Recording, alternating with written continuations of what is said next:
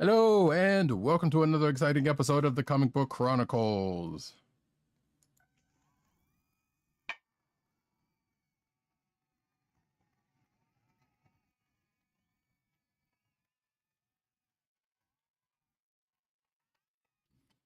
I am your host, Roddykat, and you can find me at Roddykat on Twitter. You can find me at NewsNerdsNeed on Twitter. You can find me at CBCaps on Instagram. Columbia down the way.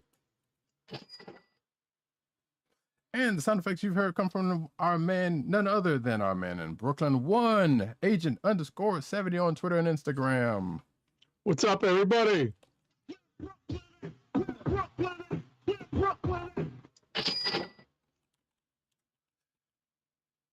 There are weirdly a lot of comic book related Twitch channels. I don't know how I feel about that. Anyway, you can find this particular comic book related Twitch account at twitch.tv/Comic Book Chronicles, but we'll get to that in a second. You can also find this here podcast on the Sloth Podcast Network, that's cspn.us. Do it today. You could also find us on your podcast browser place of choice, whether it be Google Play, Apple iTunes, aka Apple Podcasts, Spotify, or the Sloth Podcast Network's SoundCloud page. There we go. And of course, it's Thursday, so Critical Role is going on. Shout out to all the critters out there. But yeah, you can find us recording every Thursday night, 9:30-ish p.m. on the aforementioned twitch.tv/Comic Book Chronicles and the YouTube channel of the Kliq Nation, which is the youtube.com/the Kliq Nation.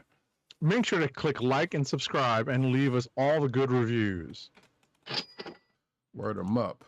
Tonight we got a double dip of some live action stuff, folks.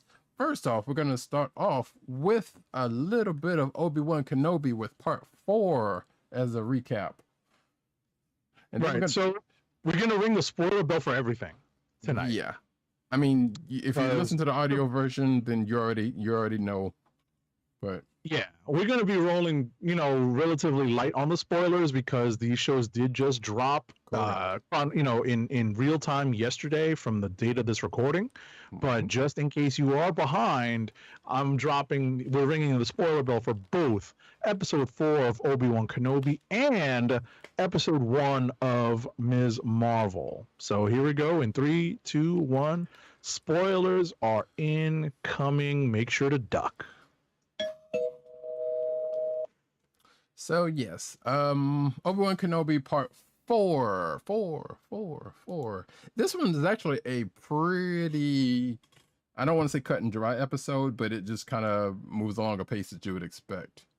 After the events of last episode, we find Obi-Wan in deep concentration because he's no comedian. After he's actually chilling in a bacta tank, but he does not know this for the first few couple of minutes. He's also apparently not necessarily communing, but he and one Darth Vader are kind of having a bacta tank a bacta tank joining by way of the Force, and which disorients Obi-Wan. He finds himself waking up in the tank and trying to get his bearings and whatnot. Still not fully healed, as we come to find out, because he didn't stay in the tank long enough. But he still wants to go and try to rescue little Leia from the Fortress Inquisitorius, of which apparently we find out from one O'Shea Jackson Jr. Yay! I believe his name is Roken. Can't remember his. That is near impossible, and as folks who may or may not know, Fortress Inquisitorius is on a water planet in the Mustafar system, and it's away from pretty much everything, so it's kind of hard to get into. But apparently, Obi-Wan's like, "Hey, get some of those T-47s and let's do this." Which the T-47s are those snow speeders from Empire. From Empire Strikes Back, as folks may or may not know. But the crew that they're with are like, you know what? We're not soldiers, so we don't feel too comfortable about that. For some strange reason, Tala is like, you know what? I'm down to do this, even though it jeopardizes my my double agent status. Which partially, if I take this aside real quick, doesn't make any sense until you realize that her character was originally supposed to be a love interest for Obi-Wan. Mm-hmm. Because as is, it's like, well, why would she even jeopardize this for for somebody she barely met? But I guess part of that they couldn't really cut out. So it kind of basically comes across as like, well, that could have been the case, but apparently they wrote that part out of the show, which makes sense. There's only 6 episodes anyway. So they come across a plan, or they get a plan together to infiltrate the fortress using Tala's Imperial credentials, and everything pretty much goes well until later on in the episode, to where on the other side of that, Reva is interrogating Leia, trying to be nice at first, but of course this is Leia. I would say this is not her first rodeo being captured and interrogated, but in this case it is. Well, yeah, at least interrogated in this fashion, yeah. Right. Because, and some people are making parallels with to this with A New Hope, where she also gets captured and interrogated. And of course, there's a familiar, there's one part of this that is quite familiar to fans, especially in sound effect wise, when she's strung up later on in torture device. And the familiar sound effects, it starts to go off, but we'll get to that in a second. So yeah, like I said, Tala and Obi-Wan kind of get into the Fortress Inquisitorius. Obi-Wan gets in by water. Like I said, Tala gets in through her credentials. They both are met with resistances in a little ways, but somehow taking care of them. Obi-Wan, while rusty with the Force, manages to Jedi mind trick a couple of stormtroopers who don't want to be there in the first place, right? Because they were like, yeah, this place is creepy. I hope we ain't going to be here long. And come to find out later on, they won't be. But yeah, they infiltrate the fortress. They find Leia, but not before Leia and Reva have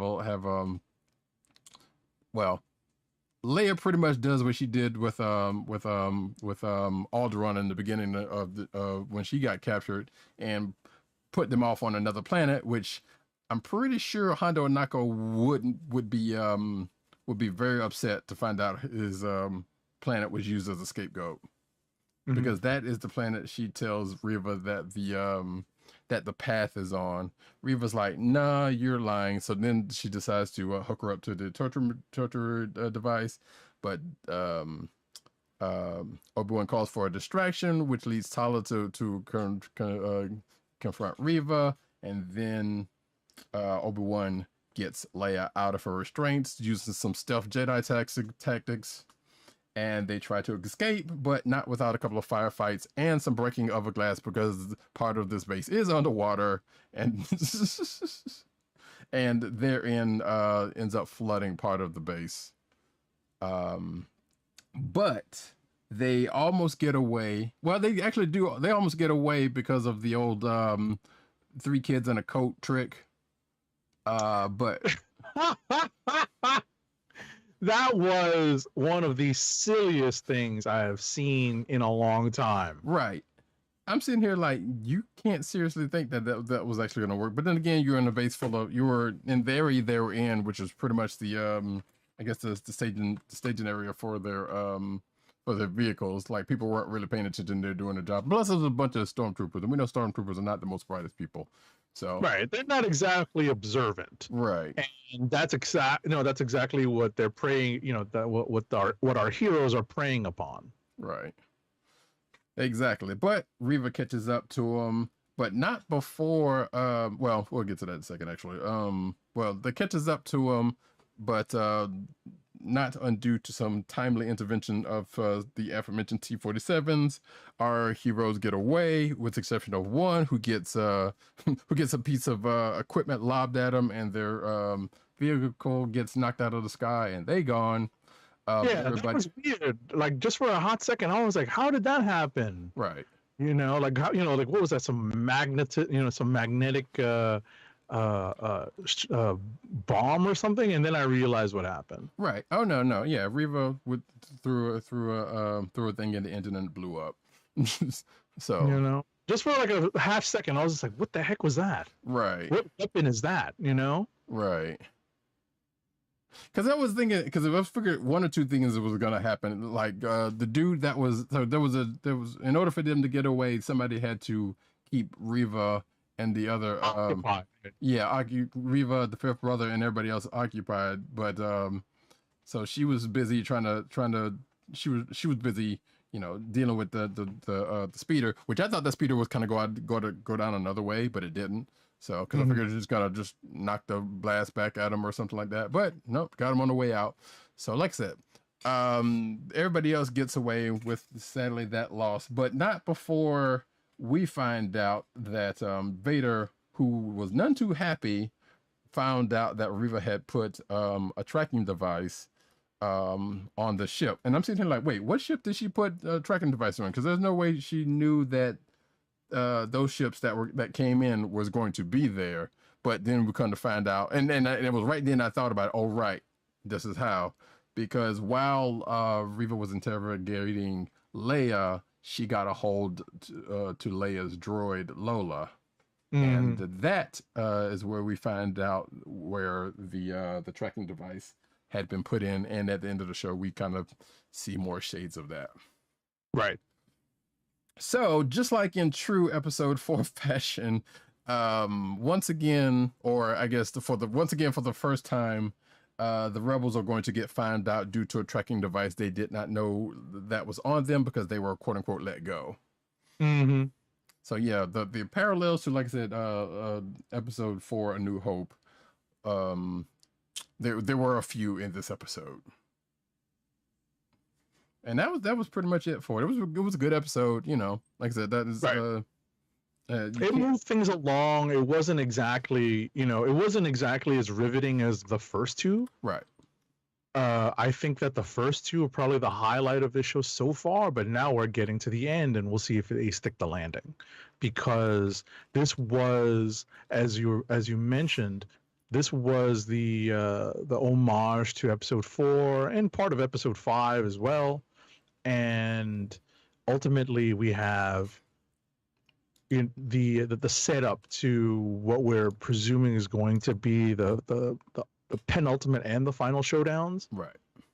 So we'll see if, in fact, they make use of Hayden Christensen in this. You know, his face, his voice somewhere. I mean, he technically has. I mean, not to the extent that you would have thought it would have been. Right. But... Right. And that's why I mentioned it. Right. That's why I mentioned it, is because it's weird that they would bring him back and he would basically not make much of a sound and would just be walking around, would be flailing about in a bacta tank. Right. Well, yeah, because there's that, and then there was that one part in episode, I think, 2, where Obi-Wan thought he saw a ghost, and I think that was supposed to be him also. And I think supposedly, isn't he supposed to be in a Darth Vader suit? So I don't know. That's my point. That's my point. He's just walking around in the suit, but it's not his voice coming out. Right. We don't see his face at all, other than in the bacta tank. Right. So yeah, you know, hey, he's there. That's all that matters. I guess. But in any event, you know, there's a couple things that do pop up over the course of the episode that that are Easter eggs and whatnot. We do get to see something in the Inquisitor's base that was pretty creepy. You know, basically like kind of Jurassic Park style, stored in the amber. Yes. Apparently, the fortress has another function which we won't go into, and which leads that have led some people to some speculation, right, in the fan base. Right. We don't know exactly what it is. We don't know if it's a form of stasis, if it's like carbonite. or not. So It we'll see. is, yeah, it is believed that it is definitely not neither one of those. Put it that way. Mhm. It is as what they said in the show. It was what they alluded to it being in the show. Right. So it's more like Amber, Jurassic Park style, which is out this week, which we're probably all not going to rush to see. No, definitely not. So yeah, because at first when I saw that scene, I was like, oh, they're encased in carbonite, but I was like, no, that's not carbonite at all. I'm like, oh, wait a minute, this is a trophy case. Right. And no, and as much as I would love to believe that one particular one that people are thinking is a certain person, I think it has been pretty much confirmed to be not. Right. So and I'm still not thinking that person is dead, but that's just me. You know, we leave it at that. So yeah, but that's pretty much the ins and outs of that episode. We can go ahead and move on to Miss Marvel. Okay. I mean, unless you had something else you had, you No, know. no, no. I was just scanning. You know, we're going through a publicly available article for for notes. I was just looking to see if there's something here. Excuse me. Oh, okay. No, there's a note here about actress Maya Erskine, and I'm like, so that was the Yes. That was the Sully. pilot that was sad. Okay. Mm-hmm. Sully. Yeah, so I saw her face and I'm like, she looks familiar, but I'm not sure where I know her from. Do you know? Right. You know, okay. I don't have the foggiest. Didn't ring any sorts of bells. Right. Obviously, O'Shea Jackson Jr. We know who that is, but right. And even I was saying something along the lines of,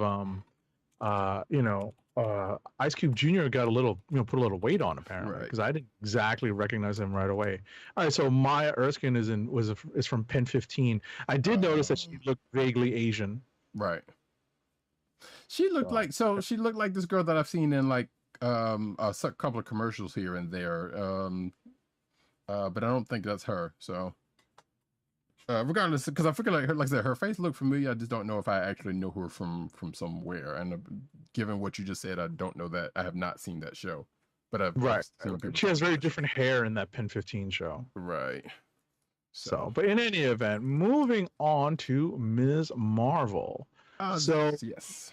What I was gonna say, the funniest part about this, what's the actual title? Is the actual title Sloth Baby Productions presents Ms. Marvel Episode 1? I don't think so. A title. I didn't think it had a title, but I mean that could be. I got a kick out of this Marvel.com article. Yeah. That that is titled Sloth Baby Productions presents Ms. Marvel Episode 1. That's pretty cool. Yeah, they're really leaning into the Miss Marvel aesthetic with everything with the show, and I enjoyed it. Just to go ahead and get that out of the way. Oh no, it's called Generation Y. Oh, that's right. Yes, right. Generation Y, WHY. Mm-hmm. That's right, because I think it does say that on Disney Plus. So yeah, Miss Marvel Episode 1. We finally get live action Kamala Khan, played by one Miss Iman Vellani, and I will go ahead and say right off the bat, I enjoy her portrayal. Like, it's not exactly what I expected from what I know from the comics, but at the same time, the feel is there. Personally, right. Hold that thought, sure. Because going into this, and I think you make an excellent point. You bring up an excellent point that we need to remind ourselves as fans of the comics and of the adaptations into both film and television, streaming television. We have to remember that these are adaptations, so they're not going to be straight up translations, right? Straight up transfers from the comic book page to people used to say celluloid, but to digital form, right?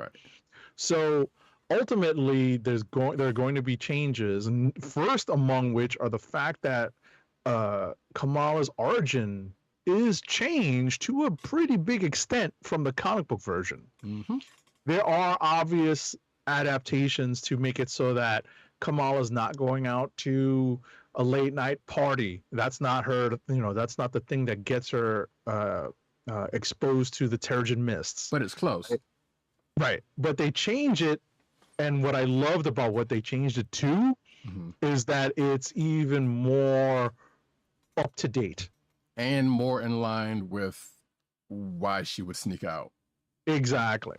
I really appreciated that particular adaptation. The other adaptation, which, we'll probably be discussing and debating over the course of this limited series and over the course of her career in the Marvel Universe, is the change to her powers and the fact that they're not inhuman based. And we'll talk about where they come from as we discuss this episode, but bear in mind that this is a very different take on how Ms. Marvel comes to be than it is in the comic book. So if you have decided to read the comic books ahead of time to get a feel for the character, that's all well and good, but don't expect to be in the know when it comes to her powers, because all of us are on the same footing right now. We're all sort of trying to figure out how they're going to tie in what we see in this episode and the artifact that she's dealing with. Bear in mind that artifact has a symbolic has some symbolic importance in the comics, right? But it's nowhere near to what it is now, what it is in this show.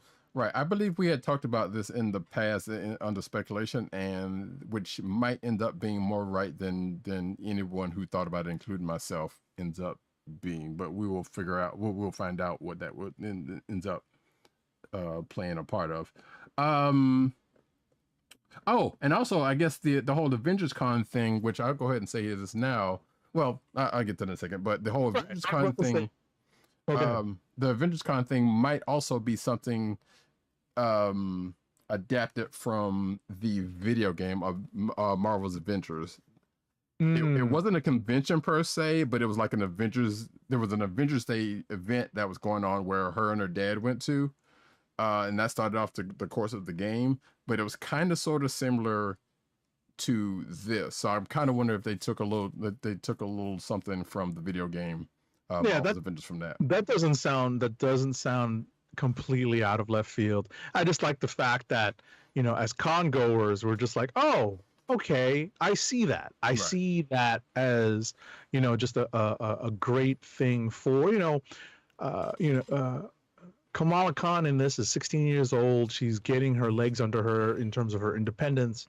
And this is one of those things that you would want to go to as a 16-year-old. Right. So anyway, as Roddykat was going to mention, go ahead. I was mentioning about her. Well, I actually totally forgot what I was going to say. Outside of the fact that we it's definitely not a wonder what take, as Agent 70 said, into Kamala. But like I said, they got the feel of the books in this so far pretty much on point with the character. So going into the brushstrokes of the episode, we meet Kamala, we meet her parents, we meet her best friends Bruno and Nakia. We start off with like I said, we're not going to do beat by beat, but just a couple of things here and there. Exactly. Like some of the things they changed is that one of the things that they changed is that Kamala is now a YouTuber as opposed to like just writing fanfic. Right. But although that's something that she's done. Right. But it just updates the story a little. Right. Also, think similarly to those graphics that came from Spider-Man, the Spider-Man Home series. It's kind of on the lines of that kind of stuff. Which makes sense because they seem like they might be similarly aged. Well, I mean, I think that Peter might be a slightly older than her in this respect, but regardless. But yeah, it's like I said, we meet her friends, we meet her parents. We get some very interesting, very straight out of the comic book dialogue and with her and her parents early on, which was kind of funny. Kamala fails her driver's test, Which that's the thing that didn't happen in the comic books. But That's what I was going to ask. I was going to ask, was that from the comics? I did not No. remember that. Like I said, I told Age of 70 before even if I hadn't, I definitely remember her not ever taking any kind of driver's test. Not, at least, let me phrase it. I don't remember taking it, but definitely not right off the bat. But like I said, I remember I read the first arc within the last couple of days before watching the show. And like I said, I can tell that there are definitely some dialogue that is and some references that are directly out of the book. And the driver's test, definitely not one of them at all. So we also get to meet Zoe, who I guess kind of is like the beginnings in her book, because Zoe has come a long way from the beginning of the book than to what she is now. But we meet her, we meet all of them, we go to the Circle Q, which is where Bruno works, and that's pretty much where Bruno works. They're working on her costume for the costume contest at Avengers Con, but she still hadn't told her parents or asked her parents to go, and there's that whole thing going on with this, which eventually leads her to sneaking out of the house. She gets this box that has quote unquote junk from her grandmom, and where we find the bangle that she ends up taking with her later and using. I'm just going to call it the quantum band, although I thought there was going to be two of them. Right, and I don't know, and I have some questions about whether or not it actually is this particular thing. Right. Because of what happens, but go on. Oh, agreed. I mean, like I said, there's still speculation. We don't know one way or the other, but I'm kind of going along with it one way or the other. She ends up grabbing that said bangle and using it in her costume. But I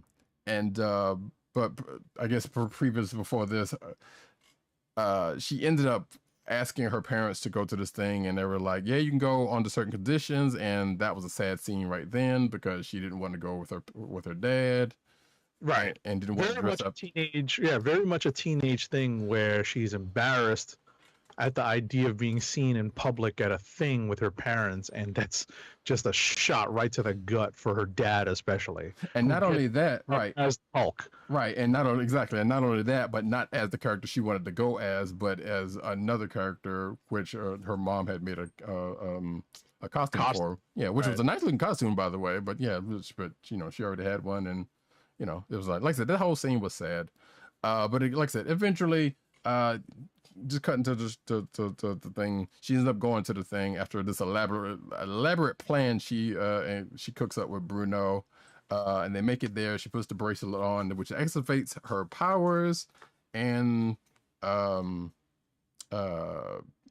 we get the first strains of her power use, and some little bit of misadventure in all of that before she and Bruno hightail it out of there because of what happens, and makes it home, which she still gets in trouble because she came in late and she came in mad late, 2 hours late. 2 hours late, but then again, her whole plan was off by so much time. So right.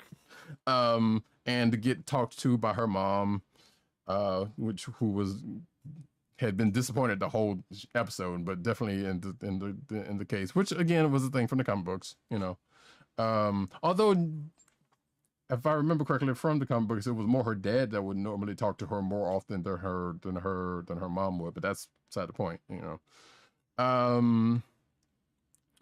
and which leads her at the end of the episode kind of in her room, kind of sad, but also contemplating the fact that, hey, she now has powers.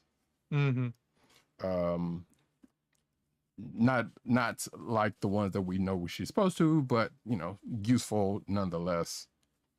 She didn't turn into Miss Marvel. I mean, she didn't turn it. Yeah, she definitely didn't turn into Miss Marvel. She didn't do the stretchy hand Green Lantern thing. We did not hear her trademark embiggening yet. Not yet. Although what we did get in this episode was a very short post-credit scene. Yes, we did. Which had to do with, I didn't realize this at first, And I guess I should have, but that was Damage Control. I needed the internet to remind me of that because it's been a while, and I still haven't bought my copy of No Way Home. Right. So I haven't really watched No Way Home again since coming home from it in the theater. Mm-hmm. So I do need to remind myself to get around to. It's funny because of the Disney Plus. Mm-hmm. I'm so used to just having those movies up, and I'm a little bit behind on my physical collecting of the movies. I still haven't gotten Widow. I still need to get Shang-Chi. Same. Yeah. Eternals. Mm-hmm. And now Doctor Strange is coming out too, so I've got a few DVDs to pick up on top of No Way Home. Mm-hmm. So, or Blu-rays at least. So bottom line is I need, I did not, the familiarity was there. Right. I know this person from somewhere, but I did not remember that these characters, or at least this male character, was from Damage Control from No Way Home. Right. And I couldn't remember where just like you, I couldn't remember where I was like, okay, he looks familiar, but I don't know from where. And then like the internet reminded me, I was like, oh, right. Damage Control. Because normally you would have seen at least a letterhead or something on it, but we didn't really see that. I wasn't even really expecting that end credit scene up until, like, I think somebody had mentioned it. But so yeah, so there was that, and then we had. Well, what's funny about? Oh, go ahead. No, I was gonna say just the two Damage Control agents talking about the what happened at Avengers Con, and then what they were planning to do about it. Right. They're gonna go after her. Right. Trying to bring her in. So what all I was going to add was that when Disney Plus does not immediately pan out to the recommended show, you notice stick around. Mm-hmm. You notice stick around, it's going to play something else. Correct. Even if it's just like a slight extended credit where they want you to see the credit.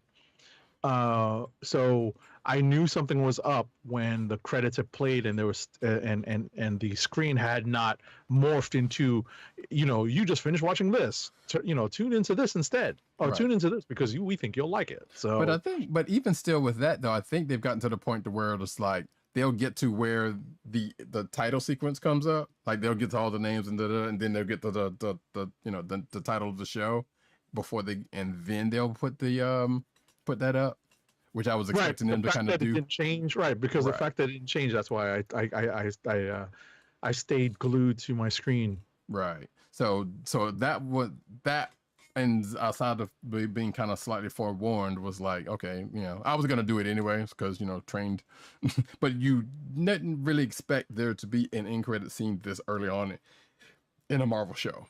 Right. We've kind of been trained to this point to pay attention around the third or fourth episode. Right. So, but otherwise, that, like I said, getting back to the impressions of it, I enjoyed this first episode. Like I said, the feel was there, the references were there. The whole I see what they tried to. I feel like they tried to do an Alphona thing with some of the backgrounds and just kind of putting art up, while they were kind of going. I don't know if you noticed that. That definitely there was a nod to G. Willow Wilson there with her teacher. I feel like. Oh yeah, definitely. And everything else, and some of the other stuff that looks. If you have read the first chapter of the first arc of the Miss Marvel series, the very first one, I should say, because there have been plenty number ones since that very first one. But you will definitely notice some things ripped from the book. Right. And, unfortunately, Ms. Marvel does suffer, the book at least suffers a little bit from crossover BS, where there's a couple of crossovers that, Ms. Marvel has to participate in that kind of takes away from, the continuity in her story. But we still recommend that you go back and read it. I think that they translate just the heart that's in the Ms. Marvel book onto the screen, onto the digital screen.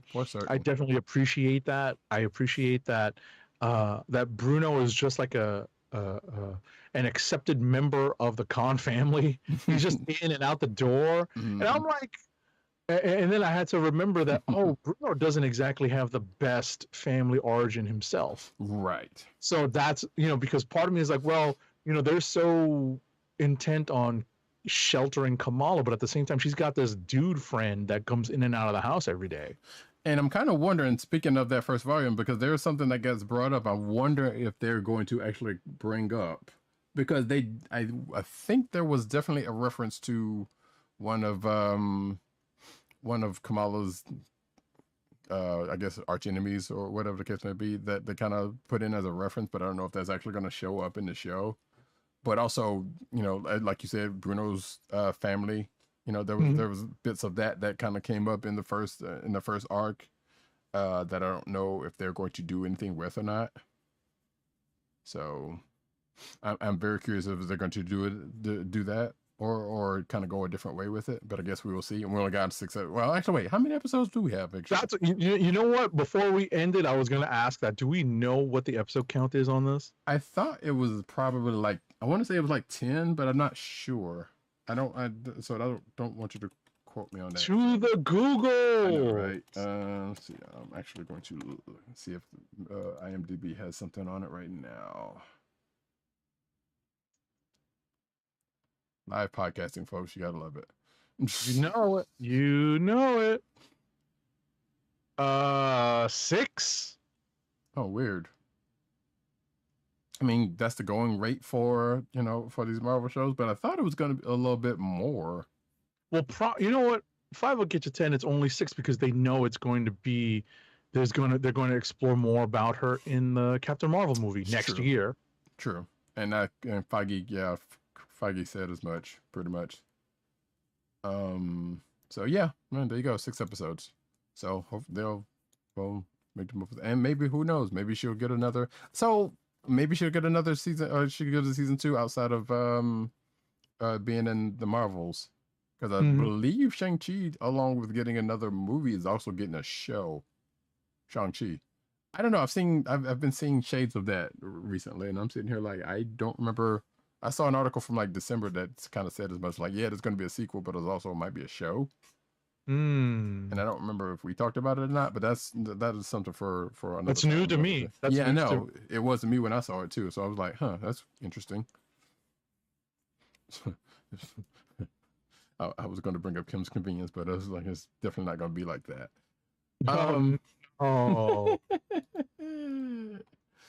But anyway, like I said, just reiterate impressions from Miss Marvel. I'm looking forward to the next week's show. We definitely have an action-packed Wednesday. We have we have this weird double header. Yeah, at least for the next couple of weeks. Yeah. So, because Obi-Wan's only got like 2 episodes left, and we got 5 more from Ms. Marvel. So, it's going to be something for the next couple of weeks, folks. I forgot to mention the part about Scott Lang, but the less about that, the better. That was kind of funny. Listen, he's joined the ranks of podcasters apparently. Apparently. In the wake of Endgame. I mean, the dude had to do something.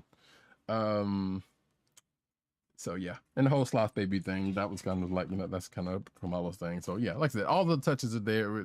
It's a good time all the way around. So I'm very much excited about where they're going to take the show next.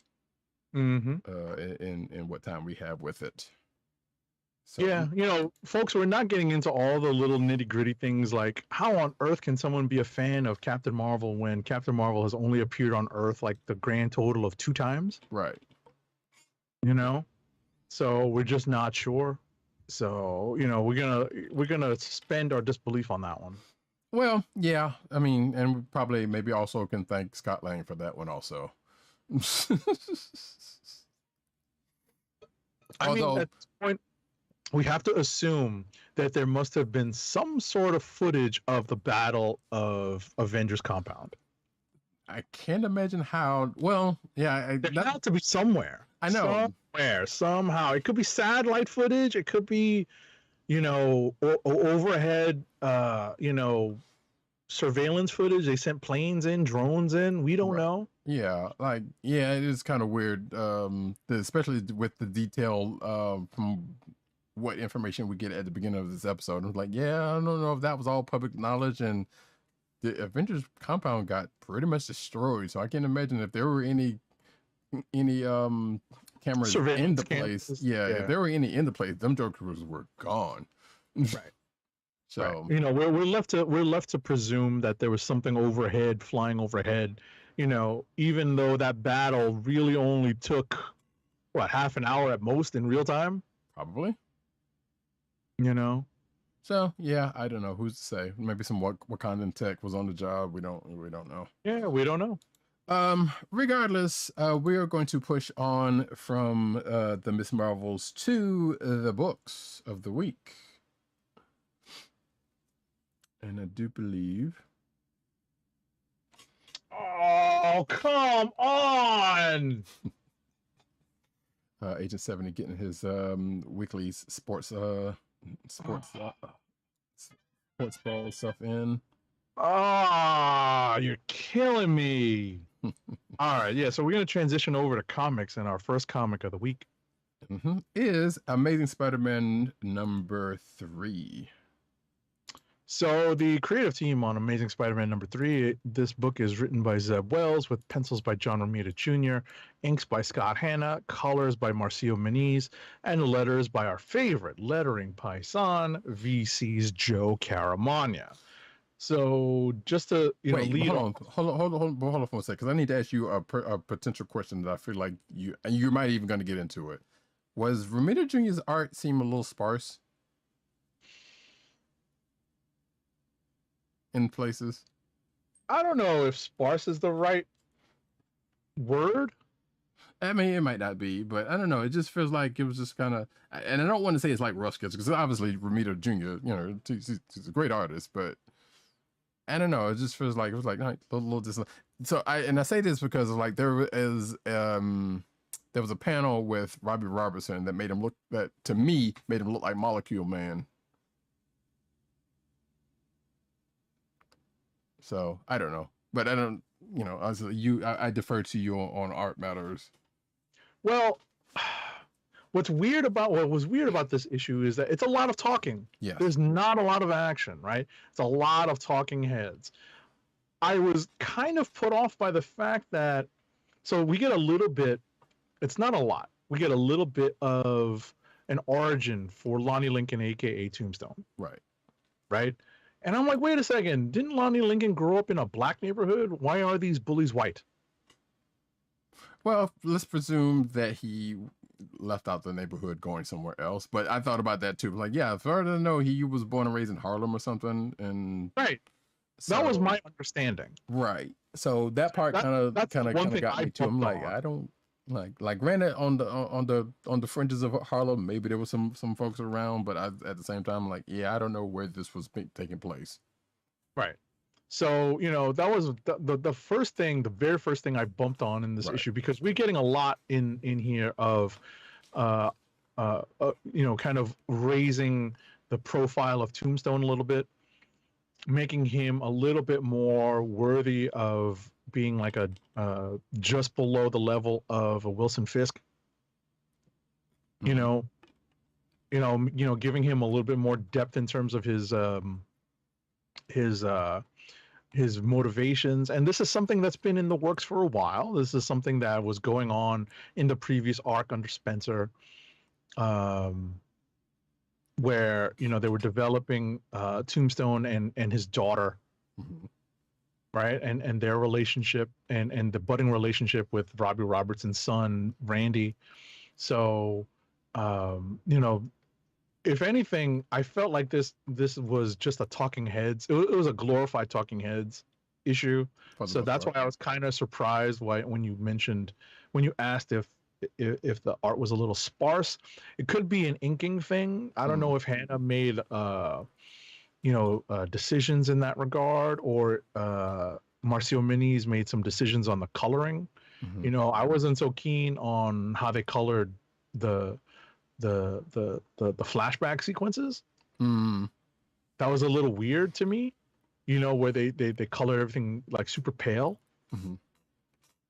Well, the funny part about that to me is like, and the reason, the thing that kind of struck me is like the coloring of Janice particularly, because seemed like every other time she shows up, and Janice is the new Beetle for folks that did not know, but every time she shows up, she's like a different shade, different color. You know, she's shaded light. She's either like real light, or like this is the darkest I've seen her probably ever. You know, and every other time, it doesn't matter who it is, she's a different shade. So that was kind of funny to me. Really? Yeah. I noticed that maybe it's just the way our light, because we're looking at review copies, folks. Mm-hmm. We don't have our paper copies in front of us. So I thought that, she's supposed to be of mixed heritage, right? Correct. But still, like I said, every time you've seen her. Right. So what's funny is that like she and Randy are sitting by an open window. So I noticed that she's highlighted, mm-hmm. right? And her skin tone is actually lighter than I remember it, which is funny that you're thinking it's darker. No, it's to me it's very much darker, because like you can go back to like other books. I feel like it might even be on her wiki page or something. Like depending on who's drawing her or coloring her, she's been way lighter than this. Gotcha. And actually, speaking of her and Randy's relationship and wherein their parents, that was another thing that kind of struck me on this, because as far as that last arc is concerned, I could have sworn Robbie, they squashed it. Yeah, I thought like they were on better terms than this, and now all of a sudden Tombstone. Now, granted, he did say last issue like, no, I'm not the dad anymore, or I'm not the dad you think I should be anymore, like that. But I was like, I didn't think that had anything to do with his relationship with Robbie. Like I figured, like you said, they had squashed that. So right. For them to have this turnaround like this didn't make that much sense to me. Well, I'm not 100% sure where Wells is going with this time jump and splitting. We do get a little bit of movement on the MJ story at the beginning of the issue, but it's just a little incremental development in that story. Right. So we won't see that for a little while still. We won't get more info on that for a little while still. Mm-hmm. But I don't know. It's tough to kind of jump right back into the bad old Parker Luck right away. Right. And we also know that and I don't know if this is the case of this, and so I'm not suggesting that it is, but there have been times where, hey, here's one arc or here's one big story where the creative team does this, and then the next creative team comes and just kind of scrubs that out. Right. For whatever other reason. Who's to say if that is the case here, but it feels like that might be where that's going, and it doesn't make a whole lot of sense at this point. Right. So like Agent 70 said, yeah, we don't necessarily know where he's going in it, and there's bits about the time jump we still don't necessarily know whether that changes that particular situation or not. It's still weird. Like the MJ thing is like, okay, yeah, sure, that was kind of weird, but also like, okay, that has happened before. Like if that's her new man, then okay, we've seen that happen before, and that'll probably not be there for that much longer. Who knows? We don't know. Yeah. So. But given how a lot of this stuff is developing in very long form, it's hard to even call it long form storytelling. Mm-hmm. But a lot of these stories just seem to go on and on. We may not see the resolution of this for a year. Yeah, that's also potentially true. I hope not, because as we have seen in the last volume, that doesn't necessarily hold people the way the way they think it might. Right. So good luck on that one, but you got us for at least an arc. I don't think Zeb Wells can pull the same thing that was it Nick Spencer? Well, even Nick Spencer, but whoever did that last arc, that stuff to pull that kind of kept us there probably won't be able to keep that same momentum. I don't believe. Who's to say? But we don't know what's coming up, so. Yeah, I was about to say, who did the last run on Spidey? I forget. That's what I'm trying to remember. I thought it was Spencer, but I don't think that's true. Everyone likes to blame Sloth, but Sloth's been off for a while. Yeah, Sloth's been way gone off of this. I don't know what's people's problem. And Sloth's role was actually pretty good, despite some things here and there. Right. I mean, for the most part, it was enjoyable. Right. That's the funny part. Right. So I don't understand, but people just want to hate Sloth because of his social media political leanings. Yes. Yeah. Mm-hmm. So screw those people. That's so funny. All right, hold on. Let's see here. Oh, you're looking to see who's Yeah, I'm looking to see. Yeah, because I totally blanked on that. That's how much we was trying to get away from it in the first place. It's so funny because I remember it started with Spencer. I want to see who finished it. That's so crazy.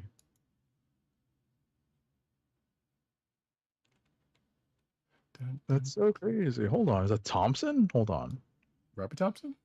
No, were they on a wait? Were these a team? Was this a team up? Where they were going back and forth?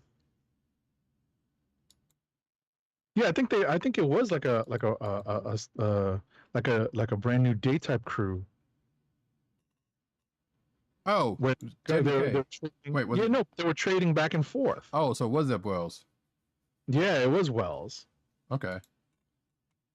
They were trading back and forth because McKay picked up a couple here, Wells picked up a couple here, Ziegler. Remember that? It was like a brand new day type thing. Right. Cody Ziegler was in on a couple episodes, right?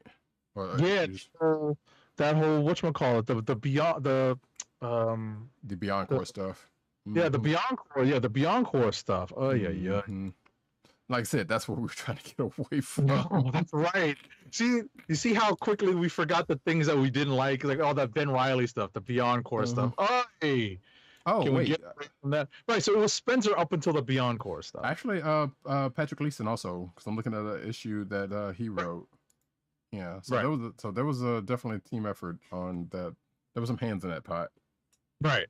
So it was Spencer up until the Beyond Core stuff. Right, and then it was like Wells and Gleason and Ziegler. So, okay, well, mystery solved on that. Either way, that I think that encapsulates the point. Yep. So, but I guess at the bulk of it, Zell Wells, who's on this, I guess some of the stuff that was seeded in that last arc was being undone by him, potentially. I don't know. Like I said, we don't know where that Tombstone and Robertson thing is going. Like, I don't know why would you set that up just to kind of squash it like this. So it still doesn't make any sense in the long run. Yep. But like I said, just keep this pushing because we're gonna belabor. Yep. No, because we don't have that many books, so no point in spending too much time on this one book. We only have one other book in common this week, and that is Jane Foster and the Mighty Thor, #1 of 5. We're presuming it's #1 of 5. Right. It's written by Torunn Grønbekk, with art by Michael Dowling, colors by Jesus Abertov, and letters by VC's Joe Sabino. So I will lead off the discussion with one word: synergy. Yes. Go ahead, because I know that Roddykat's going to have some questions about this, but I think I answered them by, in our discussion prior to the show. Not really. I mean, well, I don't think so, not unless you have something about who shows the person that shows up at the end of this, because we hadn't, as far as I know, we hadn't seen that person in a good minute. Like, I'm pretty much got the beats of the Thor stuff from what you told me. Right. And that really doesn't have a whole lot to do with this overall so far. You know, right. So there's a couple things in here. The character, there's a Little Red Riding Hood character, we'll call her that, right? Who is a bit of a mystery at this point. I don't know if you have any insight into who that might be. Oh, the person that shows up. No, I actually don't. I was actually trying to figure out who that person, whether we actually know that person or not. Right. And I suspect we do. We just don't know from, at least I don't know from that. I assumed you would have known more from the Thor stuff. No, it doesn't ring a bell. I was thinking pretty hard on that. Mm-hmm. So there are machinations being set in motion throughout this issue, which basically set a bunch of enemies of Asgard heading towards, like basically heading towards Asgard on a path to war, and it turns out that Thor has surprisingly been taken off the board, literally, and Mjolnir makes its way to, we're told that Thor threw Mjolnir to to someone else who could make use of it, and that person being Jane Foster. Jane Foster doesn't want to exactly take it up because she's more than happy being Valkyrie, and wielding the Undergard, the Underjarn, the all weapon. Mm-hmm. But ultimately, in this issue, she decides to take up the mantle of the mighty Thor once again. And as I said, machinations are put in motion so that Asgard is being assaulted on several fronts. I didn't realize that what had happened to Curse, because I had lost track of what had happened to Curse. Right. Over many, many years, I did not realize that. I don't think I'd ever seen Curse and what had happened to him after the Simonson run, and that was in the 80s. Right. So I honestly couldn't tell anyone what happened to Curse after that. Because I know the name, and I feel like Wait, didn't Curse come back up in? I didn't read Fear itself, so why am I even asking that question? I feel like Curse came up somewhere. Well, I feel like they had to have refreshed the character and brought him back around the time of Dark World.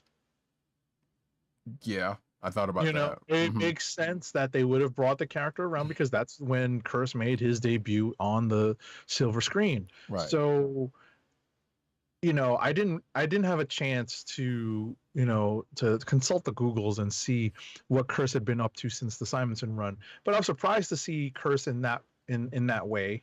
Mm-hmm. Again, more synergy by making him an enemy of Asgard again. Right. So there are a couple of things going on here that reflect some synergy with the MCU, but at the same time, this seems to be very much in continuity in the Marvel Comics continuity, because this is the question that I had to speak about. This is the issue that that Roddykat and I had to speak about prior to the show. So that's where any questions he might have had on that end were answered, because there is a development regarding Mjolnir. Right. That for anyone not keeping up with the current run of Thor, with the Donny Cates run on Thor, it won't seem clear at all. You won't understand it at all. But in a swift brushstroke of synergy, we've got a formerly shattered Mjolnir now wielded by Jane Foster. So here's something funny about that. Well, two things. One, not funny, but the one funny thing is, like, so based on what's going on in Thor run, Odin's spirit is in Mjolnir at this point. Right. I'm actually kind of surprised they did not do something like that in the MCU, but also I recognize they probably wouldn't have gotten Anthony Hopkins back for that. Right. Because thinking about this, and especially with that and what you've told me, I was like, yeah, I definitely saw it from that part. Because if you've seen the trailer for Thor: Love and Thunder, you see the Mjolnir is put back together and looking very similar to where it looks like in this book and in Thor. The only thing different is, like, Odin's spirit is not in, as far as we know, is not in that version. That may be the big development that happens in the movie that we don't know about yet. Which is the funny part to me. I was like, now I wonder if they would actually do something like that. And this is pretty much foreshadowing that. Right. That would be some funny shit. That would be very funny. That would actually make me laugh. I'd be like, no, they didn't. Although I just saw an article where Anthony Hopkins is in a Zack Snyder movie playing a sentient battle robot. Sentient battle mech. So who's to say that he wouldn't come back for this? For that? I mean, if it's just a voiceover, if it's literally just a voiceover, right? So who's to say that they couldn't get him back as the spirit of Odin in Mjolnir? We don't know.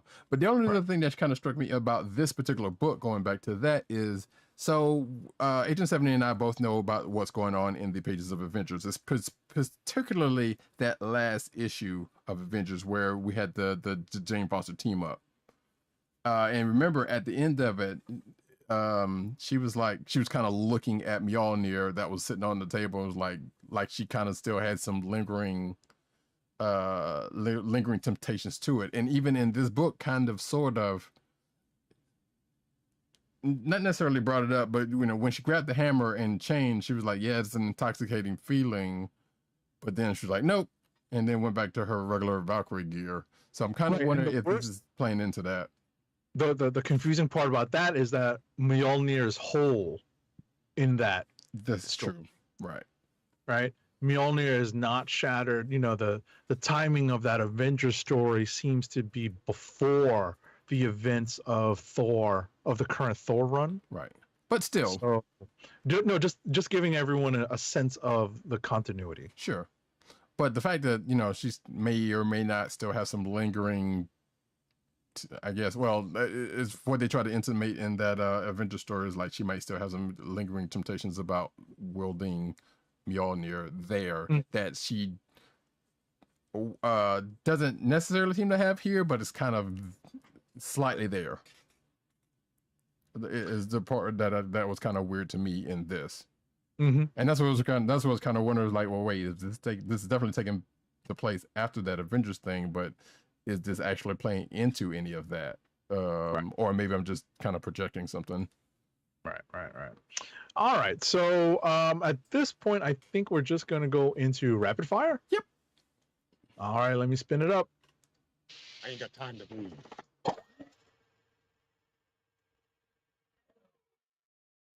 Let me pick up here because I can bring up Thor number 26. It's actually out this week. It's written by Donny Cates with art by Martin Coccolo, colors by Matt Wilson, and letters by VC's Joe Sabino. So, this is another chapter in this Banner of War story, which is a crossover with Donny Cates' Hulk book as well. So, we, not really a spoiler here because it's on the cover, but we get a gamma-powered Thor in this issue. So it's it's power on top of power here, and Banner and the Spirit of Odin come up with one way to try to balance the odds, and it's kind of what you expect. It's kind of funny because you don't exactly expect to see this, but Odin does come through with and fulfills Banner's suggestion, and that is where we leave off in this issue. And this crossover concludes in Banner of War, in the Banner of War crossover in Hulk number 8. So we'll find out, excuse me, how this story wraps up in that issue. Next up for me is Batman number 124. The main story is written by Joshua Williamson with art by Howard Porter and Jorge Fornes. Colors are by Tomo Mori and letters are by Clayton Cowles. There is a backup story in this with Poison Ivy, but I did not read it. I don't know if you read that Poison Ivy number 1 that was out this week. I intended to, but I didn't get a chance to. Got it. I did not get to either.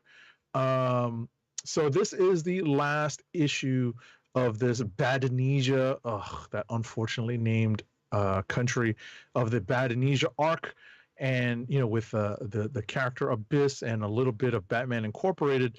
And this issue basically is, they introduce the character at the beginning of this arc in Badanesia, and this character is essentially going down the same path as Bruce Wayne did, and basically Batman finds a way to keep this character from going too far and essentially recruits this character into Batman Incorporated. So while it's nice to see another Southeast Asian character get some love and get an introduction here, it's this is not a story to write home about at the end of the day. Next up for me and last up for me actually is Dark Crisis #1. Dark Crisis. Is there a light crisis? Is there a medium weight crisis? Yes, Dark Crisis denotes that there is a light crisis.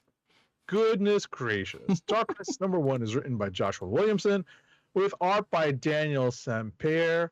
Colors are by Alejandro Sanchez and letters are by Tom Napolitano, another lettering paisan. So this crisis is brought up does in fact revolve around Pariah and the events of Dark Crisis. I believe it was Dark Crisis #0 that kicked things off with the quote unquote death of the Justice League. And there's a crossover with Justice League, I believe it was #50. And a lot of this 50 or 75? 75. Well, it was an anniversary issue. Oh, okay. I was guessing at the number. Gotcha. The recent anniversary issue with the quote unquote death of the Justice League. Gotcha. And essentially in this issue, we see the ramifications and the after effects of that happening, of that occurrence, and the plans that have been put into motion with Pariah at the lead.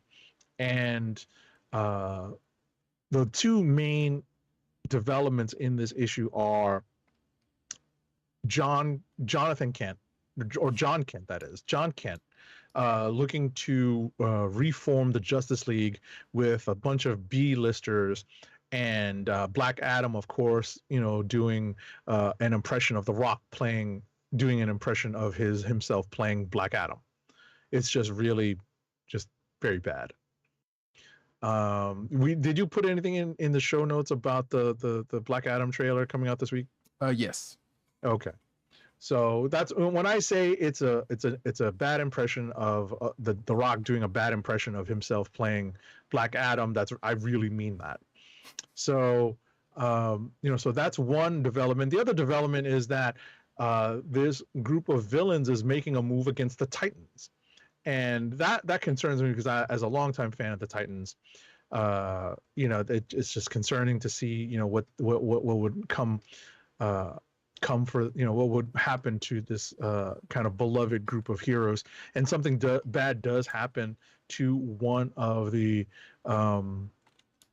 members of the Wolfman Perez era of the New Teen Titans in the course of the events of this issue. So we'll see how all this shakes out. But it's a crisis. DC loves crises. Yeah. Be they dark, be they final, be they infinite. So it's just the latest in the long line of crises. So we'll see how this all shakes out, and that's it for me. And I'm saying there's a news article about that particular thing you just mentioned, and I'm going to say it's slightly hyperbole. Okay. A slight bit of hyperbole on that part, because the article says it's a major DC character that gets killed. Right. I'm sitting here like, I mean, and let me not forget flashpoints. DC loves flashpoints.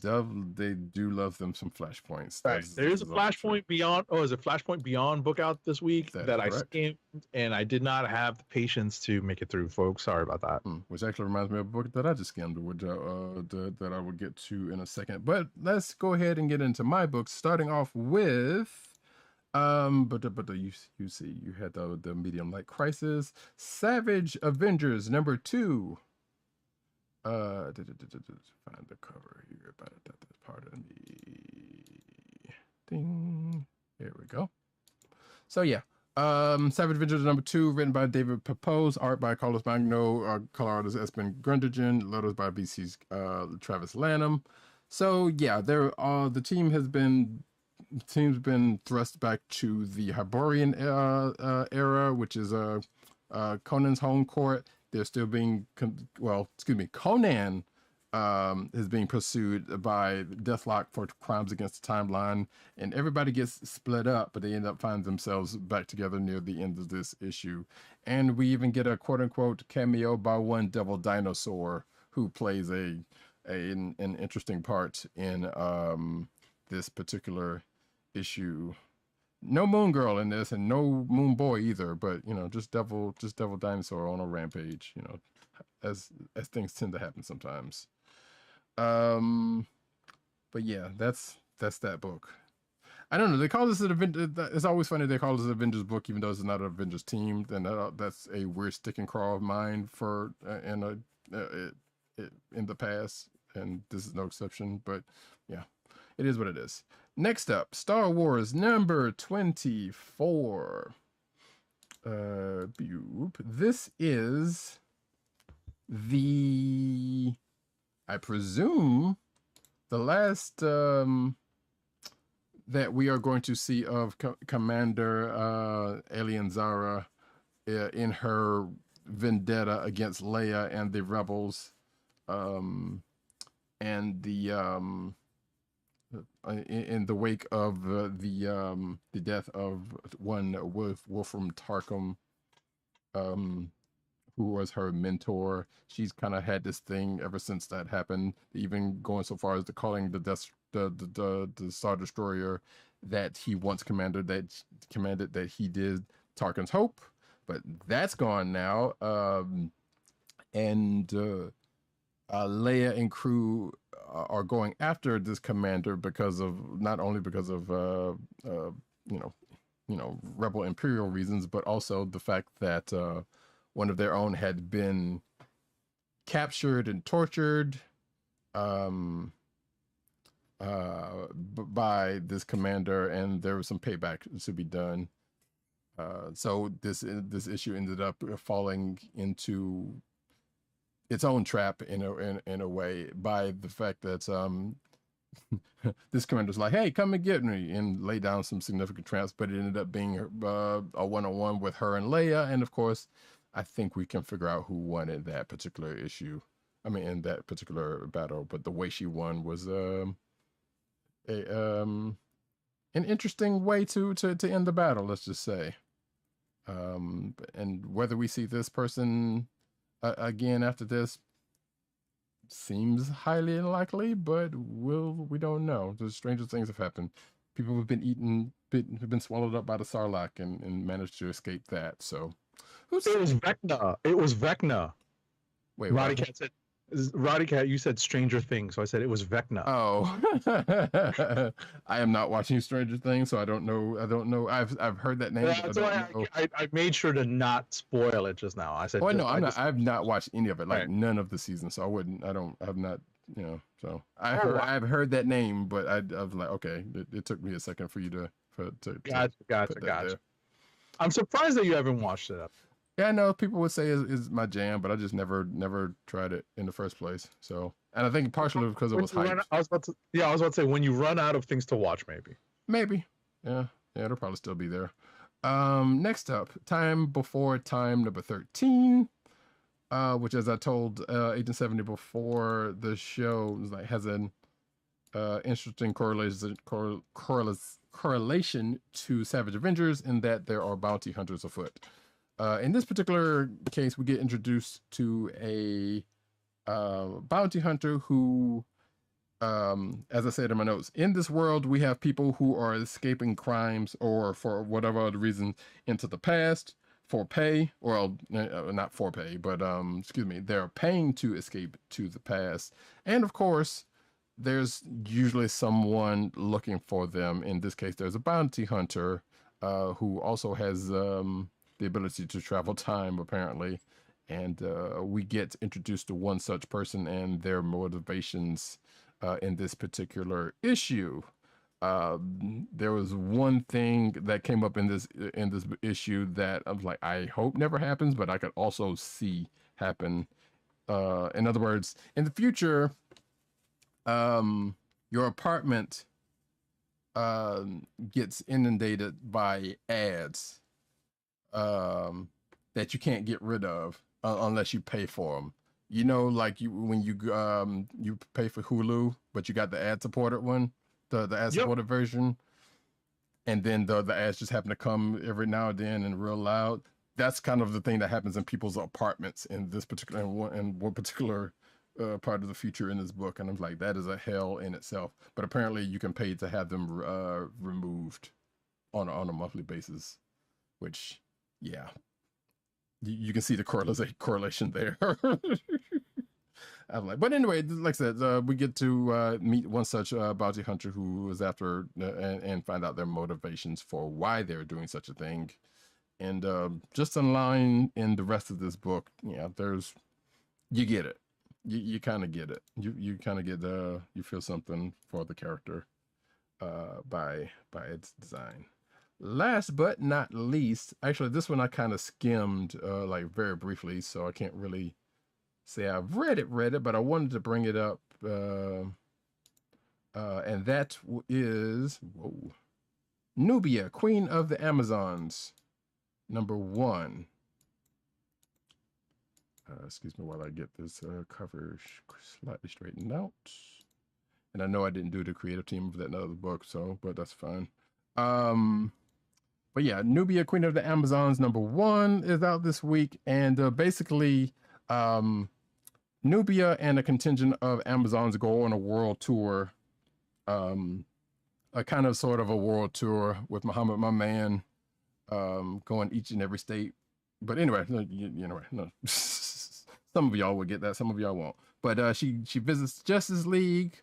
She has a little sparring session with Hawkwoman, Batman, and one of the Amazons. Kind of talks shop in a way, I guess, in a little bit. It's kind of a fun book, but at the end of it, Nubia ends up going off to save the day and gets into a little trouble. And that's where this book kicks off. I believe this is book 1 of 4. So this is not an ongoing, this is just a miniseries. But nevertheless, hey, it's good to see one way or the other. And that is it for me. We're going to go right now to Kliqs of the Week. Kliqs of the Week. And I guess we kind of sort of got one from one of our absent co-hosts. Yeah, I think so. Yeah, I think we can go ahead and say that. Actually, let me get the name of that book because I don't think Fortnite X Marvel Zero War #1. I believe it's the full title of that book. And that click goes to Doug, who says, Dirt rather, excuse me. I'm not gonna read all of that, but basically, it's basically the sequel to an in-game event that is in comic book form, is what he's saying here. Right. And yeah, he said actually, I guess his last note here says that it's a fun book with multiverse stuff, even if you don't follow all of the game stuff. Which there's a lot going on in that damn game, so it's a lot to follow on if you're just coming into it. And like I told him, like, yeah, I know about the game, but like they put a lot of stuff into that game it's kind of bonkers at this point. So there is that. And we didn't get anything from Tim, but I assume he's been busy. So, you got yours? I think so. So, I didn't read too many books this week, but I can tell you that of the books that I read, I think I enjoyed Jane Foster and the Mighty Thor #1 the most, despite the synergy that is rampant. And we've complained about it. We speak in snide tones about synergy between the MCU and the MU, and I understand, and I say that with a sigh. Mm-hmm. But I thought it was entertaining. I liked the fact that they did touch upon some of the things that had been happening in the pages of the Jane Foster Valkyrie book. I don't know if you noticed on the cover that the legacy numbering seems to be picking up from the previous Jane Foster Valkyrie book. Oh no, I did not notice that actually. I think it is, although I could be wrong. It could be legacy numbering from the Jane Foster Thor book. The Mighty Thor book. So I did not double check the numbering on that. Gotcha. but you'll see on the cover that I think it says like legacy number 20. So I've got to see what that legacy number is carrying on from. Which, if it was from her run on Mighty Thor, I thought it was longer than that. Maybe I'm wrong, but no, it's split into two. So right, it was split into two. So I don't know if that picks up with the next issue on that. So we'll see. Yeah, well, yeah, we shall see. So is that your That's my pick. Okay, solid pick. I'm actually teetering on joining on that one because it's out of the books that I read this week. Also, it was probably one of the better ones. Like I said, I didn't really get a chance to. I just kind of had skimmed that Nubia book, but there was from what I saw in it, there was a couple of fun parts in that, but I can't really wholeheartedly give it to that based on just skimming it. That Star Wars 24 is also a pretty good pick as well. We are knee deep in Star Wars at this point, after all. But yeah, I think I'm going to also go on with that Jane Foster and Mighty Thor #1. And with that, we can go on to the news section. But first, an ad read. Our first ad read of the night is for Wink, personalized wine club. Wink is a world of wine delivered right to your door. From rosé to Cabernet to Torrontés, Wink has over 100 styles of wine to discover. Ever try an orange wine? Wink connects you to a world of exclusive wines tailored to your taste and delivered directly to your door. Wink delivers 4 bottles of wine to you every month with free shipping. You can pick your own bottles or let Wink choose and match to your taste. It doesn't cost a thing to become a member, and you can skip or cancel anytime. And now the listeners of the Comic Book Chronicles can enjoy an exclusive discount of $20 off your first order. To place your first order with $20 off and to help keep our show free for you, go to our network website at cspn.us/wink. That's cspn.us/WINC. Wink wines through CSPN. Do it today. And now we get into the news.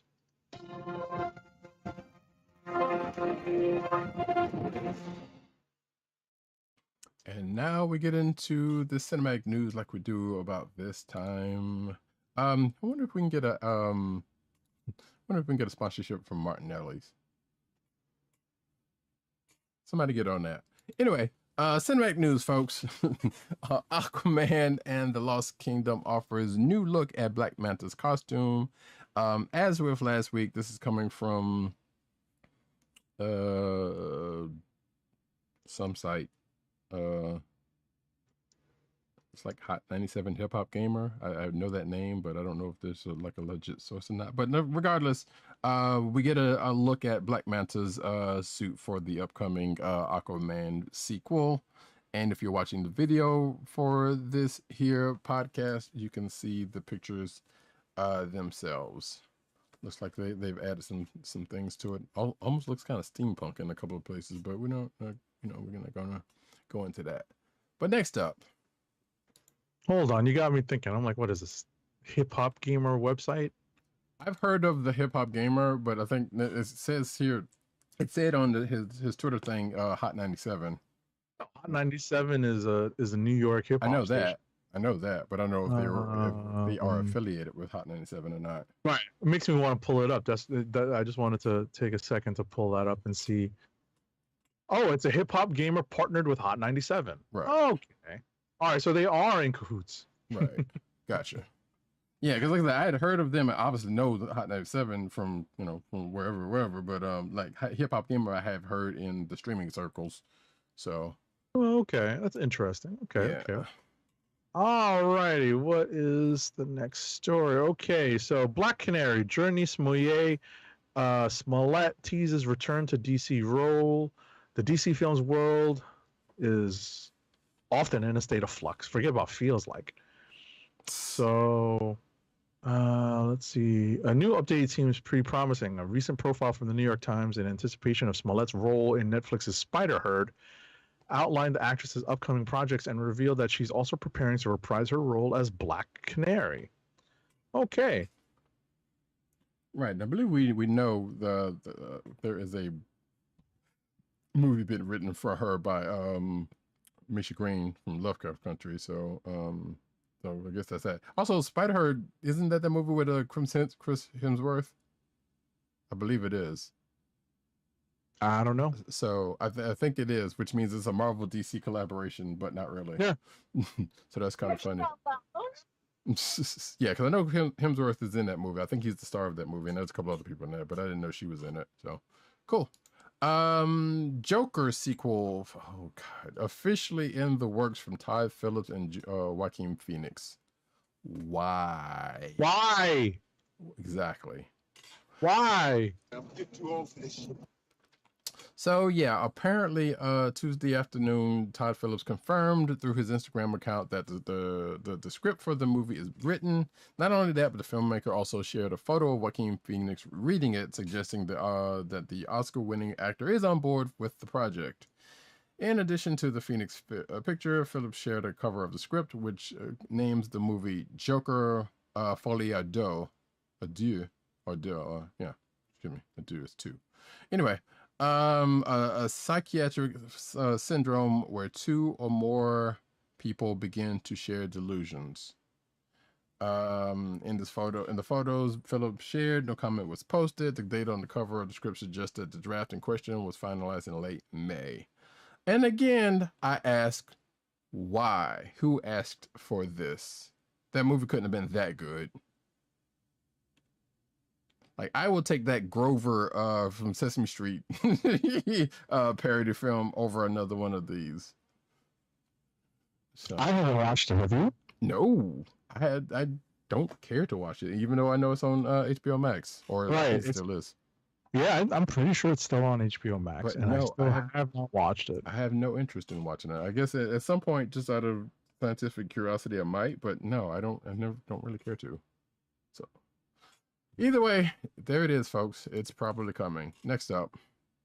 And more things that we never asked for. The first full trailer for Gotham Knights, the CW's latest DC superhero series, has arrived. The trailer begins with Oscar Morgan's Turner Hayes, the adopted son of Bruce Wayne Batman. Turner Hayes. Hold on, folks. I switched my soundboard for a second, and we all know what I am looking for. Who? Yes. So, yeah, that person's throwing a party at Wayne Manor. Misha Collins is Harvey Dent. Misha Collins, Harvey Dent, Mm-hmm. interrupts the gathering to blah, blah, blah, blah. Oh, that's right. You never watched Supernatural, huh? Right. So, blah, blah, blah, blah, blah, blah. The trailer concludes with Hayes and the rest of the suspects being freed from a GCPD armored van by Carrie Kelly Robin. Okay. With the young adults deciding to work together to solve Batman's murder and clear their names. CW's gonna CW. Pretty much. And yeah, I watched that trailer. It looks very much CW, and I don't know why they cancel so many shows just to put this on. I don't understand. Also, there's that video game of the same name, but I think there's some division between the two. I don't know. I don't think this is this and that. I think they part ways. In some of the, like, obviously they're in the same world because they're in the world where Batman got killed, right? But I think the game is keeping with the canon names and whatnot. I mean, apparently this is too, but I don't know that Turner Hayes person. I don't know. That's a different thing. Anyway, and who asked for this? Tamora Morrison responds to Boba Fett criticisms. Some things I may have done different. So, yeah, Tamora Morrison is speaking out about the criticism of the Book of Boba Fett. He says in an interview with Screen Rant that he's very proud and just grateful to play Boba Fett, adding that there are things he would have done a little different.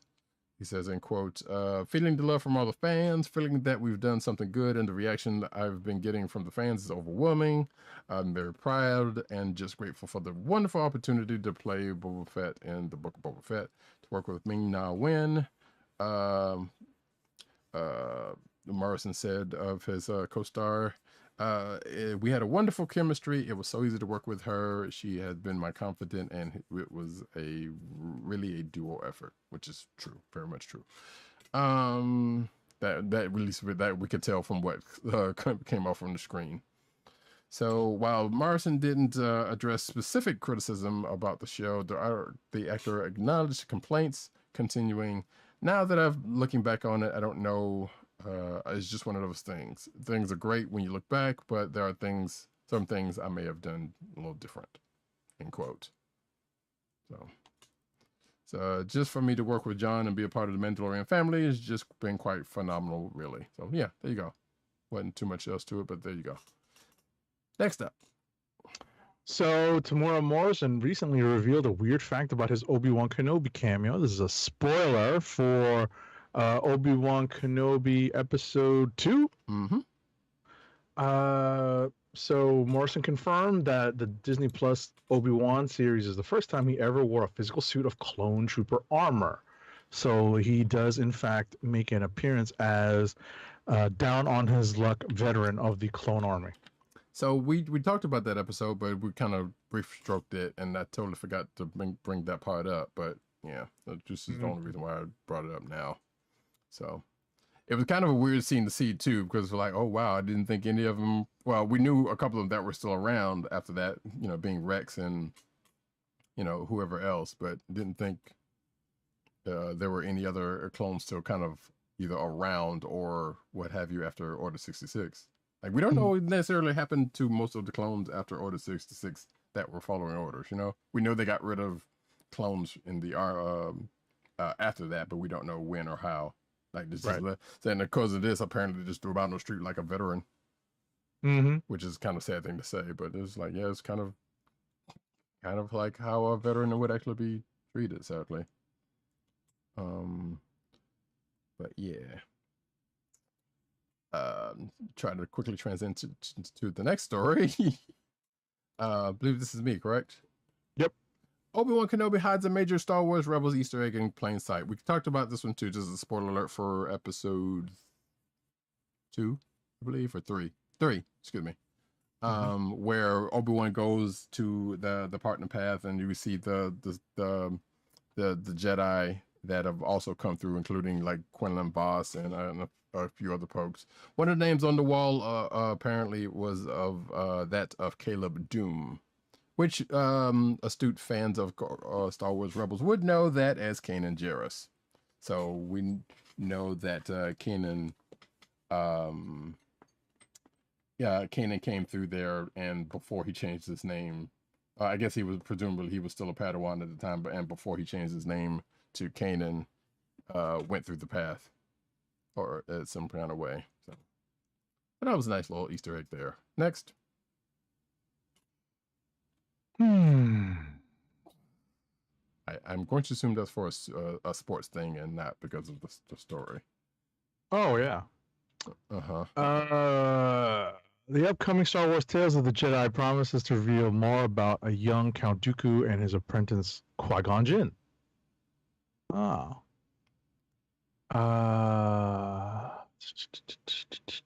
Okay. So yeah, this is what is this Tales of the Jedi thing? Is this another anime thing? Yeah, we talked about it last week. It came out of Celebration as being announced, and I believe it is like it's basically an anthology of, if I'm not mistaken, with certain Jedi at the forefront. Oh, okay. Yeah. And it's a new animated miniseries focusing on separate chapters in the lives of two prominent Force wielders from the era of the Star Wars prequels, the heroic Ahsoka Tano and the villainous Count Dooku. That part I don't remember. Okay. Right. Well, they didn't necessarily go into about who, we know there were people going to show up in this, like they were basically like Mace Windu and a whole bunch of other people were in Qui-Gon, and other people were going to show up in this, but they didn't really give like overall stuff as to what's going on with it. Sound like, according to this article, there's going to be a storyline dealing with Dooku that seems like, according to this, is going to be kind of tragic, which, like, I don't know, Clone Wars got kind of dark a couple of times, so I don't know, they've got contention. Regardless, next up, Disney is working on another untitled Star Wars project alongside Skeleton Crew. Excuse me. So apparently, this Lucasfilm has reportedly begun pre-production on an undisclosed Star Wars project. In the latest issue of Production Weekly via Twitter, an untitled Star Wars project was documented in a list of live-action movies and shows in pre-production.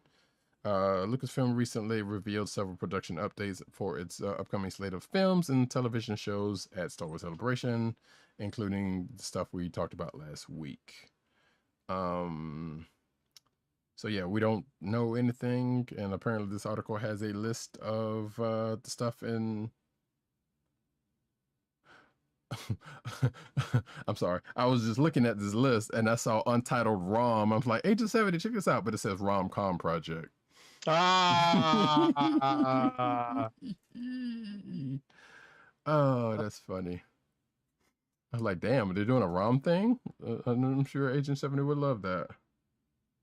But yeah, but there's a list of projects that are ongoing in here, and it says, like I said, untitled project among the listing of bunch of this other stuff. Next up. So we're switching over to Ms. Marvel news. So Kevin Feige, I swear to goodness, I'm so annoyed right now because the Rangers lost. Now they're down 3-2 in their Eastern Conference Finals matchup against the Lightning. You know, I'm cursing at Tampa Bay and all of Florida in my head right now, and I'm trying to hold it in.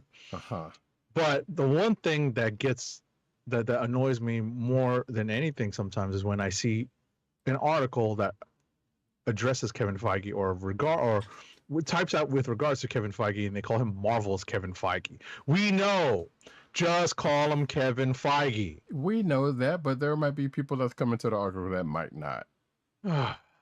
So, Kevin Feige says Ms. Marvel's, spoiler alert for episode 1 again, Avengers Con could become real, a la Star Wars Celebration. That's pretty funny. Mm-hmm. And like I said, I feel like that this part of it feels like it could also tie it back into the Avengers video game, because like I said, it was a different thing and it wasn't a convention, but still, I feel like there was some of the same beats that was in there. So I don't know. Would you go to an Avengers Con? I mean, it depends if it's going to be all movie centric or not. Yeah. If they bring in comic stuff, then maybe. But how much? Because it's not like there's that many Avengers books out. You know. Yeah, but if they have creators and stuff, you know what I mean? If they have it's going to be the one or two. Sure. Yeah, but but there's like also, legacy historical creators. You don't just have to have the current Avengers books. You're right. Yeah. Oh well, and there's also the animated stuff. I guess they could kind of Earth Might Is Heroes and United We Stand. Which reminds me, I guess I'm gonna have to watch that Chip and Dale movie, but that's beside the point. So yeah, I don't know. Yeah, that's funny. Yeah, but apparently it would be like Marvel Studios hosting their own convention, so it would just be the MCU stuff. So it'd be like Celebration, like you said, or D23. Yeah, I don't know if that's actually necessary because they got D23. They could just put that under. But yeah, who's to say? Actually, along this lines, this is not in the lineup. Before we get to the next one, I said I was going to mention it because we forgot to do it while we were talking about Miss Marvel.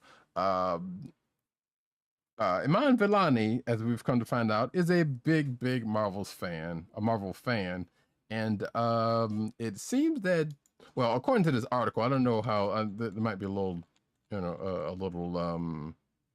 slightly hyperbolic, but apparently, Iman Vellani and Kevin Feige have been arguing over text about the MCU stuff, or about stuff. Where did I put that article? Oh, that's weird. Oh, weird. I'm looking in the wrong place. That's why. Duh. Hey, folks. You get a chance, check out the clickbait section, in the show notes, because if you're watching the video, you saw me trying to find the article that I'm looking for, which was in that particular section. So yeah. Apparently, Amon Vellani and Kevin Feige have been arguing over text, like it says, about Doctor Strange's 2's treatment of Black Bolt and Earth 616. Because as we have come to find out recently, Kevin Feige has been hinting at the fact that the MCU is in the 616, and I believe in that video that I told Agent 70 about, that I think he had already seen. She says straight up, like, no, the MCU is straight up 19999, whatever it is. It's not the 616, and I am with her. Right. Same. You know, and Roddykat and I were speaking about this prior to the show, Right. and I said, hey, that's a pretty hardcore comment to make, because even I forgot the number code for the MCU Right. that had already been established in the comic books, Mhm. and she knew it. Yeah, I mean, I knew it too, but it was like, I think I even mentioned it, but regardless, yeah, she's straight up hardcore with her. She even says in this article, here's my TLDR. I love Sam Raimi, but as for how the film ultimately treated Black Bolt, I don't care what anyone says. He's my guy, the actor says. I think they did him dirty. I did not appreciate that. So, and then, here's another quote. Every time I talk to Kevin, we have this argument where I say, the MCU is not 616. Vellani says about the revelation and Doctor Strange #2. He's like, it is because I said so. I'm like, no, it's 1999. Like I said, he hates it, so we keep having this argument, and then they put 616 in the movie. I'm like, Kevin, you know it's not 616. He just sends me a sad face, and I'm just like, great. Right. So yeah, that article, if you want to read the rest of that, is in the clickbait section of the show notes. We just wanted to put that out because I've got to bring it up in the discussion.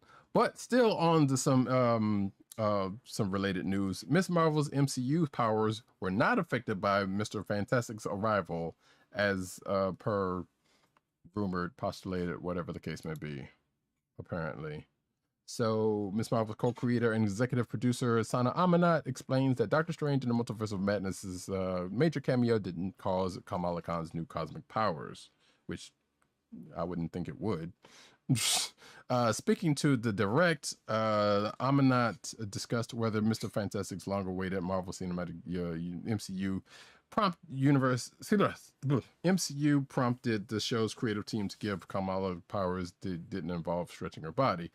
"Quote unquote, honestly, I don't know. I don't think so," Amanat explained. I mean, from my understanding, it was kind of linked to the type of story that we wanted to tell with Kamala, and not only linkage to other MCU events, but also to the sense of history that she has at her relationship to her family, linking the powers to her family's past. I think that was the bigger idea. So that is a quote from Sana Amanat. We don't know why they did it. Obviously there are people like us that are still kind of slightly bristled to the fact that they changed their powers, but you know what? It is in service. If the story is still pretty good, I'm still gonna be with it. And so far, the story's been pretty good. Right. It's funny that there's all these little things that come with the comic book art, with the comic book version of these characters. Mm-hmm. And it's the little things that get taken away when they make changes, right, in the adaptation. For example, by change, I mean, we don't know this yet for sure. Right. We're only one episode in, but we don't know if the use of these powers makes Kamala particularly hungry. And that's just like a kind of a fun little quirk in Kamala Khan's powers in the comic books that cause her to always have to get something to eat in the wake of having used her embiggening powers on and off, right? It's like making Wolverine too tall when all we're used to reading is how short he is, and people making fun of how short he is and calling him Shorty and Runt and, and all these short jokes, right? Right. So we'll see how that affects the writing and the characterization of Kamala Khan in the future. But getting back to more news, interestingly, the MCU version of Ms. Marvel received exceptionally high praise and a thank you letter from none other than Nobel Prize laureate Malala Yousafzai. On June 7th, Marvel Studios Instagram posted a photo of a handwritten letter from Malala, which praises the series for its representation of life as a Pakistani immigrant and its young superhero whose powers connect to her heritage. Okay. Yeah, that's pretty cool. That is pretty cool. I think I guess going back to two things. One, one thing particularly, but if you get a chance to watch Miss Marvel on Disney Plus, definitely check out the fan guide to Miss Marvel short mini interview thing that is also there. It is quite interesting. This doesn't come up in that, but I'm just saying as it is an addendum to the show, check that out because you definitely get some insights into Miss Vellani and her fandom as well as other things around. It's pretty fun, but yeah, this is actually pretty cool that happened. You know, and the reason why I tacked that onto this because I believe there was something similar that Imam Vellani said in the veins of Pakistani representation or the like thereof before this character came about in that little short. So representation matters. That goes without saying, folks. Next up, though, Thor: Love and Thunder reveals first clip during MTV Movie and TV Awards. So I don't know if I didn't get a chance to see this and I'm not even sure if I even want to because at this point the movie's so close and coming out. I just want to see the movie. Yeah, it's less than a month. So yeah, but nevertheless, the MTV movie. Have tickets? I was about to have tickets become available yet? I haven't heard honestly. Okay. I would presume it would be soon because then I figure we would have heard so by now. Right. So, stay tuned, folks. We'll let you know what happens with that, but more likely than not, movie protocol. Right. At any rate, the clip is an extended version of what fans have seen in the trailer, in which Thor is in the midst of battle, and we see his trusty hammer Mjolnir return, only to be grasped by Jane Foster. And there's a clip of it in the clip is in the tweet that is attached to this article. Next, Guardians of the Galaxy Volume 3 has added Maria Bakalova to its cast, according to a new report from Deadline. Bakalova recently broke out in the Borat sequel, which I never saw. I've never even seen the original. Nope. Which was released on Amazon last year. James Gunn recently revealed that an unannounced actor involved with the production, but gave no indication as to what role they were playing. So Bakalova is revealed to have joined the Marvel franchise in what is being described as a key role. We don't know much about Guardians of the Galaxy Volume 3 at this point. We do know plenty of the people cast, though. You know, the original cast is all returning. We're getting new faces like Will Poulter playing Adam Warlock and Daniela Melchior playing another role, which we do not know yet. Mm-hmm. I'm going to speculate very quick, even though it doesn't matter 1 second here. If I'm not mistaken, she was in Volume 2, wasn't? Is it like the character she, or maybe basically I'm thinking maybe this whoever this lady is going to play she. I don't know why they were bringing that up that close, but who even knows at this point what's going to happen at that movie? Or maybe I'm thinking of another character that did show up in Volume 2 in relation to Adam Warlock. Doesn't matter. Hey folks, Doctor Strange in the Multiverse of Madness hits Disney Plus this month. I saw this actually when I went to watch Miss Marvel. And there was a thing that said, hey, June 22nd, Doctor Strange 2 is going to be on Disney Plus. So there you go. If you haven't seen it by then and you have Disney Plus, you'll be able to watch it then. That's not far from now. No, it is not. So if you've been holding out and managed to stay spoiler free for this long, you've been doing something, or you've been under a very big rock, one of the two. But yeah, there you go. Hitting streaming June 22nd. Probably will watch it again. Next. Marvel Studios' top secret Thunderbolts movie looks to have gained momentum as Deadline has learned that Jake Schreier is set as director of the new Marvel movie. Black Widow scribe Eric Pearson is penning the script with Marvel Studios president, with Kevin Feige producing, damn it. We know who Kevin Feige is. Yeah. All right.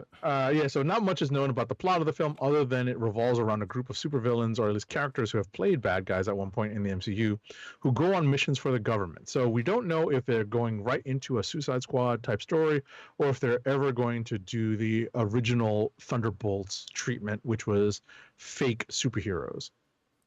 Wait, I thought the original was their basically Suicide Squad before they did that.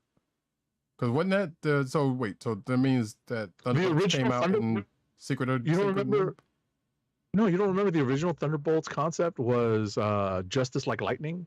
Yeah, I thought it was when Hawkeye was reforming a bunch of group. No. That was like the second iteration of Thunderbolts. The first iteration of Thunderbolts was Baron Zemo, basically had the same cast of characters, play like a fake set of new heroes, but they were originally, but they were redone. They were villains redone as heroes, and it wasn't revealed until the end of the first issue that they were in fact a version of the Masters of Evil. Oh wait, I might be thinking of Dark Avengers. No, you're thinking of Thunderbolts, but the point is that was another later iteration of the Thunderbolts, which refashioned them as like a form, or as like similar to the Suicide Squad of reformed. As a way of utilizing reformed, or at least semi-reformed villains. Right. No. What I'm saying is, I vaguely remember what you're saying, but I didn't think that was then. I thought that was during like Secret Empire, and that was when they were taking over for the Avengers. And I thought the Hawkeye one, and I thought the Hawkeye one was first. No, yeah, the Hawkeye one was first, but even before that, the very first Thunderbolts. Okay. Yeah, like we're talking like mid-90s. Gotcha. Okay, yeah, well, that would explain why. Like, they went back. The original Thunderbolts was going on during the during the Busiek Perez Avengers run. They actually did a crossover with Thunderbolts during that Avengers run. Right, I remember seeing that, but I never read it. And obviously, like I've said before, in 90s and me in books at the time was not much was going on that front. So. Right. So, but bottom line is that's what I'm kind of curious to see if they just jump right into the Suicide Squad version, or if they do the original like fake hero version. Well, according to this, and according to what we got going on in the MCU, it seems like they would go. I personally would go to the Suicide Squad version, especially with what like Countess Valentina is doing with U.S. Agent and Yelena and all them running around. That's definitely what it feels like. That's the direction that they seem to be going into. But it's always interesting to kind of go back to that original concept, which was pretty novel at the time, because it was a pretty well kept secret until the end of that first issue. Oh, I forgot Ghost's sex was still around because they didn't kill her off in Ant-Man. So yeah, they could very well pull a Thunderbolts Suicide Squad team. And since the dude that played Thunderbolts for us is sadly, I'm not laughing at that point, but is actually dead, they could basically say like, yeah, we're naming it after him. Like this was a project of his, but we're just naming it after him because he's not here. I don't know. But yeah, that's it. We don't know. We know that they're gonna a thing together, so we'll see what happens with that. Long story short. Marvel cut another character from Shang-Chi's karaoke scene. Speaking of Shang-Chi. So it appears that if y'all remember correctly, the end credit scene was Shang-Chi and his friend Awkwafina, I guess her name was Katie, and Wong were at karaoke singing Hotel California. Apparently there was another part of that scene where it was going to be them and the dude that played Razor Fist, who was going to be singing Backstreet Boys song. But they cut it. So there you go. Oh, it was supposed to be Shang-Chi, his sister, and Razor Fist in that scene, actually. Looks like. So yeah. But they were supposed to be doing I Want It That Way, but that scene was cut. So, and it looks like they said they filmed a version of the karaoke scene where Florian shows up at the end with a plate of nachos, according to Simu Liu. So I guess it's maybe that's on the home release as a deleted scene. We don't know. Next up. Jurassic World Dominion star explains why she was forced to drop Captain Marvel. So this is to Wanda Wise, who plays a role in the upcoming Jurassic World Dominion that's out this week. And she basically said that she had signed on to play a role in Spike Lee and Netflix TV show, and she just couldn't get out of that. And so she decided not to get sued by Spike Lee and Netflix, and declined a role in Captain Marvel, where she would have been playing Maria Rambeau, the mother of Monica. I would argue she probably could have possibly made up that that whatever that lawsuit would have entailed, but who's to say? So Right. Hey, she got work one way or the other, I guess. But Yeah, these are the what if casting stories that always come up around movies. pretty much. Also, I know folks are watching the video version may have seen that part on the side about Ezra Miller. Yeah, Ezra Miller's in trouble again for something. We're not going to go into that. Oh, again? Really? Again. Yeah. But not for what that article said. It was something else. So yeah, that dude, I don't know if they don't kick his ass off of that project. I don't know what they're probably not. They'll kick. You know what? I'm not even gonna go into that. Next. You got next. Okay. Pass me the ball. The Umbrella Academy drops a Sparrow Academy themed season 3 teaser. Have you watched the show? Yeah, it's good. Yeah, it's good. I would recommend it. Mm-hmm. So yeah, apparently Umbrella Academy is getting a season 3. There's a sneak peek that's going on. There's some clips from the show that came about during Netflix's Geek Week 2022, which just happened this week, which some of that I need to check out. And yeah, I think you could. I'm going to assume that those clips are online for people to check out because of that. So yeah, there you go. Next. AMC has announced that Tales of the Walking Dead, the 4th show set in Robert Kirkman's The Walking Dead universe, will premiere on August 14th. Rather than a serial show akin to the original Walking Dead, Tales of the Walking Dead is an anthology show made up of 6 one-hour standalone episodes, each of which focuses on a mix of both new and established characters from the universe. Hey, Walking Dead fans, there's still a few out there. Mm-hmm. You know, they're going to watch it. Gotta milk them zombies. Yep. So, Ghostbusters scare up an animated series at Netflix. Jason Reitman is attached. So this is the real Ghostbusters apparently, and not the Filmation Ghostbusters. There's the distinction that some people of a certain vintage will understand. Right. As reported by Variety, Netflix is working on bringing the popular group of spirit hunters back to the world of animation. While details of the project remain sparse, Sony Pictures Animation is confirmed to be working on the series, and Jason Reitman and Gil Keenan of Ghost Core Inc. Are attached as executive producers. Jason Reitman, I believe, is the son of Ivan. Right. Yeah, so that makes total sense. Ivan Reitman, Ghostbusters. You'll put the pieces together. All right, the Ghostbusters animated series does not have a release window yet. And it says the focus of the series is also a mystery, because many fans may expect certain things, but might not be the case. Might be a continuation of that last Ghostbusters movie with Paul Rudd and folks, from what it sounds like. Possibly. Okay, next. I still have never watched that movie. Have you? What's that? Ghostbusters Afterlife. I've watched it. It's not bad. Really? You know, it's a little on the annoying side with lots of little kid stuff, you know, like younger kid stuff. But, you know, there's some nice little touches to it.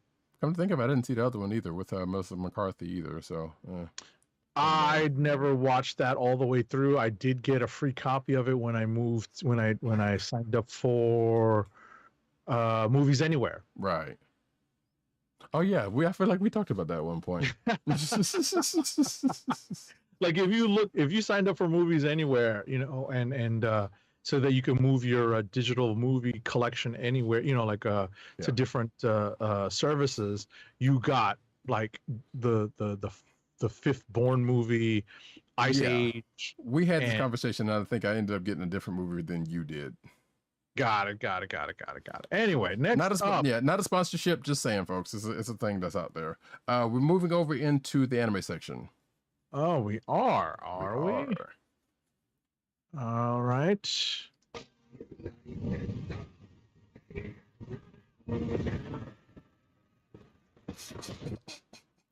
wonder if there's a spy family stuff you can quote. I don't think there is, but I mean, I'll look for some. I'd like Spy X Family. I do too. It's pretty good. Especially now that I'm caught up. But anyway, go ahead, take this one. Kakegurui has a new spin-off anime series on the way, and Netflix has revealed the release date for the upcoming Kakegurui twin anime series with its first trailer and poster. Let's see here. All right, so this was first announced to be in the works last fall. Netflix has debuted the first proper trailer and poster for the Kakegurui twin anime series. The spin-off follows Mary Sao Tome a year before the events of the main series.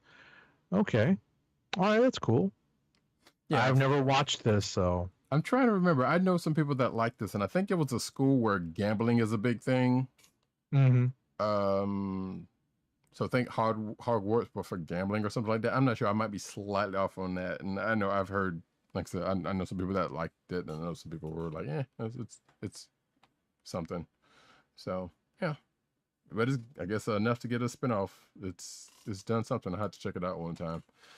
Bleach creator shares big update on anime's comeback. So this update comes from Tite Kubo himself, as the artist reached out to fans on his blog. The platform, which requires a paid subscription to view, is often updated with exclusive content. What platform is this? Anyway, from sketches to letters, Kubo posts on his blog often, and his most recent entry includes a blurry picture of a script for Bleach 1,000-Year Blood War. You can see the picture in question right there if you're watching the video version of this, and you should sometimes. According to Kubo, the dubbing process to Bleach is underway. The creator did not give any word as to how far the recording is gone, but fans are definitely encouraged by this bit of news. After all, voice actors are the last person to touch an anime, as their recording sessions are done once the principal animation is finished. So if the team's already recording their lives overseas, Bleach must be done with some portion of its episode order, according to this article. So that's cool. More Bleach. Yay. So in other words, we also don't know when this is going to come. But nevertheless, more Bleach. Great. Next. Alrighty, so the Yu Yu Hakusho anime posts a special logo for its 30th anniversary project. Okay, it's let's see. So the TV anime adaptation of supernatural manga Yu Yu Hakusho started airing in Japan in October of 1992 to celebrate its 30th. Yes, we're old. Go ahead. Keep going. I'm too old for this shit. To celebrate its 30th anniversary, the anime's official Twitter posted a special logo featuring the protagonist Yusuke Urameshi. According to the post, a memorial illustration will also be revealed on June 10th, later today, apparently. Produced by studio blah blah blah. Yeah, so there's that's just a celebration of the anniversary. There's some new stuff coming out soon. Yes, there is. Yeah, I think you'll like Yu Yu Hakusho. It's Dragon Ball ish, but it's definitely different. All right, it's on my list. Yeah, so I'm doing another run of it as we speak, actually, because I think the last season I never did get through. But yeah, I like Yu Yu Hakusho. Shout out to Yusuke. My Hero Academia OVA premiere, Chainsaw Man and Mob Psycho 100 headline Crunchyroll's Anime Expo schedule. So actually, this is coming up soonish. Yep. Crunchyroll announced his slate of panels and special events for this year's Anime Expo. The anime streamer announced on his website that it will premiere several new specials and shows at the event, which will return to in-person festivities at the LA Convention Center from July 1st through the 4th. Crunchyroll will host the North American debut of My Hero Academia's 2 new animated specials on the first day of the convention, followed by the world premiere of Futo Pai, the new Kamen Rider W sequel anime on July 2nd. Additionally, the company will also screen 3 separate rounds of new simulcast premieres, where attendees can watch the first episodes of shows such as Blue Lock, Durai Deco, and the 2nd season of Classroom of the Elite before they are available on the streaming service. So, yeah, lots of stuff. There'll be panels and other stuff, including a Chainsaw Man panel, Jujutsu Kaisen panel, Mob Psycho 100 panel, etc. So, yeah, look forward to that. And I'm sure we will be talking about some stuff coming out of there after the fact. Next. Oh, I think there's also a Spy X Family panel that we're doing, which I actually kind of want to see. Next. All right, a new Dragon Ball superhero poster shows Gohan bursting with power. So the new image of Gohan in his ultimate or mystic form was revealed by the series' official Japanese Twitter account. The new poster was made to promote the film's premiere in Japanese IMAX theaters. Fans in Japan who attend those IMAX screenings will receive a copy of the poster to take home while supplies last. The movie is going to debut in Japan in both regular theaters and in IMAX on June 11th this weekend. Wow. So look forward to be on extraneous places. No, I'm just kidding. This will probably, never know. This will probably be a hard one to catch. Yeah, just like whatchamacallit, My Hero Academia World. Mm-hmm. Yeah, My Hero Academia World Heroes Unite. World Heroes Mission, I think it was. Yeah. Mm-hmm. So yeah, so either if it does happen, then I don't know, the Dragon Ball may or may not. I don't know. I would think I'm still holding on to it. It'll probably be a hard one, just like My Hero. But it's not, I've seen some Dragon Ball stuff kind of get out there in the past. Maybe they've tightened up since then. Yep. Regardless, Crunchyroll is going to confirm that the movie is going to release internationally sometime later this summer. So yep. So maybe it won't be too long. Also, I'm curious about this because, well, 1, I need to catch up on Super. 2, are they bypassing Super Saiyan God, Super Saiyan with Gohan? Because they're talking about a mystic form, and this looks like the same coloring that they would use for Super Saiyan God Goku. Right. And I don't even want to go into what Roddykat is missing because he's on Super. Yeah, you're right. Moving right along. Super Saiyajin God. I think this is me. We're going into manga corner, but still in you know what it is, folks.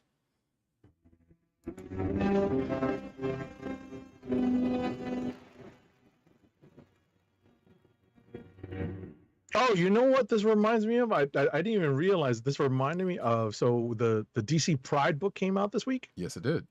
I didn't have the patience to read the rest of the stories, but I read the Kevin Conroy story. Oh, yeah. How was it? Good. It was pretty good. Yeah, I'm gonna have to check that out. It was pretty good. So, for anyone who's interested in Kevin Conroy's story, because I for one did not know that he was gay for up until fairly recently. Right. So it was a very it seemed like a very I'm having a tough time describing it because it seemed like it was such a typical hard path. Right. And it's just and reading is just like, yeah, you know what, I kind of remember when it was a lot easier to say things like that, derogatory things like that, and to hear derogatory things like that. So yeah. But yeah, I remember I've seen people shouting Conroy out about it, and I totally forgot to actually check it out. So yeah, I'm definitely have to look into that myself. Yeah, I read it. It was, like I skipped over the rest. I was like, yeah, blah blah blah. But I was looking specifically for that one. It's the last story in the book. Okay, so went out with a banger. Gotcha. Mm-hmm. All right. My Hero Academia showcases Jiru's true strength. So this is coming from the manga. So spoiler alert for chapter 355. Right. This is the story. This is the issue that came out this past Sunday. Okay. So it says here that this talks about something that happens in chapter 354, where Tokiyami and Jiro combine powers to pull off a last minute save. And then it goes into a flex by Jiro even further. And it goes toe to toe with All for One in battle and some other stuff. I am not up on the manga, so I have no idea what's going on here. But basically, this article is about apparently Jiro was on the come up and showcasing her. This is her, right? Yeah. Strength. Yeah. All right. Next. Yeah, it was a pretty cool, set of splash pages because the fight against All for One is raging, and Kyoka's powers are reminiscent of Banshee and Siren, but different. So just to see her go all out is always fun. Gotcha. Next up. We're in the comic book news now. Yep. Let's see here. Marvel's Bucky Barnes embraces his Winter Soldier legacy in Cold Front. Cold Front comes from New York Times bestselling author Mackenzie Lee and artist Tula Lotay, with this being the third novel in Lee's Marvel Rebels and Renegade series following Loki, Where Mischief Lies, and Gamora and Nebula Sisters in Arms. The Winter Soldier Cold Front releases in 2023 and takes a hard look into the life of James Buchanan, Bucky Barnes, and the powerful Winter Soldier enemy he's forcefully turned into during World War II. Okay, so this is what, like a YA book? I believe so. It seemed like it was prose, but I'm not sure. Yeah, I mean, why name an artist? Maybe just for the cover? Yeah, sure. That sounds like a prose thing to do, though. Yeah. So yeah, it definitely sounds like a prose book. It looks like a prose book. Mm-hmm. I guess maybe the artist is just for the cover, and maybe for like some interior visuals. That's about it. Perhaps, or maybe it is a graphics card disguised as a prose book. Dun dun dun. No. Anyway, rebels, renegades must stay paid. To coin that phrase, Captain America: Symbol of Truth writer teases Black Panther villain as Sam Wilson's Red Skull. So yeah, we talked about that. Wait, when's the next issue come out? Do we know? No idea. Okay. Anyway, well, we did pretty much talk about the fact that the White Wolf of Wakandan fame, and not Bucky Barnes, the comic version of White Wolf, I should say, showed up at the end of Sam's book, and recruited Crossbones to help him achieve his evil goals, according to this article. And it says here, even though the White Wolf is more associated with the Black Panther franchise, Onibuchi revealed that he has plans to build up the character to be Sam Wilson's opposite, similar to Steve Rogers and the Red Skull. Marvel.com asked the Captain America: Symbol of Truth writer why he chose to bring White Wolf over to the world from the world of Black Panther, and he says, I first learned of him while doing my research prep for Black Panther Legends, and was like, hold up, T'Challa has a brother, and he's older, and he's white? Why does it sound like that episode of Luke Cage? Yo, she got a daughter? But yeah, so he was like, anyway, Hunter is such a rich character, and I knew I had to work with him again. It sounded like a movie director talking about an actor. One thing that was important for me in building Sam's place in the canon is that he's at one point going to have to deal with having an opposite. Someone who represents the polar opposite of everything he stands for. And I guess that is the White Wolf in this, Hunter in this case. I guess we'll find that out. Next. Let's see here. So Christopher Cantwell, the writer of Iron Man, talks about Tony Stark proposing in an upcoming issue of Iron Man number 20. He talks about Tony Stark asking Patsy Walker to marry him. So, there's some story. He talks about story context as to why he's doing that when he's doing it. And there's a lot there for both of them to process. They're in each other's lives for good, he would say. It just depends on the future. Okay. Yeah, that's not always true in the MU. The only people who've actually stayed together is Reed and Sue. Yeah. So we'll see that as a believer. And Tony has had a lineup, let's say. Yeah. Kind of tumultuous there. Yes, indeed. So if this is the case, then I'll believe it when I see it. And I'll still get upset about it because like there are so many other people that could have stayed together way longer than if this happens. Anyway, we won't talk about that. Don't get me started about Bill Foster again, because that came up recently on the internet. Spider-Man turns 60 as of June 5th. So happy anniversary, happy birthday, Spidey. By the way, that's pretty much the only reason why I brought this up, actually. Because the actual birthday was on June 5th. And we already talked about the Amazing Fantasy 1000 that's coming out that's later this year to mark that the occasion. And then I think the rest of us is talking about fan tweets and whatnot. So yeah, look at that. Happy birthday, Spidey. Next. So in a story brought to us by our very own @TimDog98, Marvel's Hellfire Gala covers say goodbye to an X-Men team and teases a Wolverine and Spider-Man team up. So Marvel has released a set of covers for X-Men Hellfire Gala #1, featuring a look at Krakoa's current X-Men team before a new lineup is unveiled, along with a team-up between Wolverine and Spider-Man. The second annual Hellfire Gala is turning into a can't-miss event that will send shockwaves through the Marvel Universe. So, this is going to be a lead-in to AXE Judgment Day event, the event series. It will also tie into Immortal X-Men, and The Amazing Spider-Man. Okay. And actually just reminded me something I meant to bring up earlier with Ms. Marvel. Sadly, we will not get her first team up. I very much doubt we're going to see, because if folks remember from reading the first volume, her first team up and Fangasm was with Wolverine in the sewers. And sadly, we will definitely, I can safely say that we won't be getting that in live action. Right. And anything surrounding their conversations on that. So that part kind of sucks. But anyway, speaking of AXE, there's a trailer for Judgment Day AXE Judgment Day, which sounds like a wrestling thing, that has been put out, and it teases the war that's brewing between the Avengers, X-Men, and the Eternals.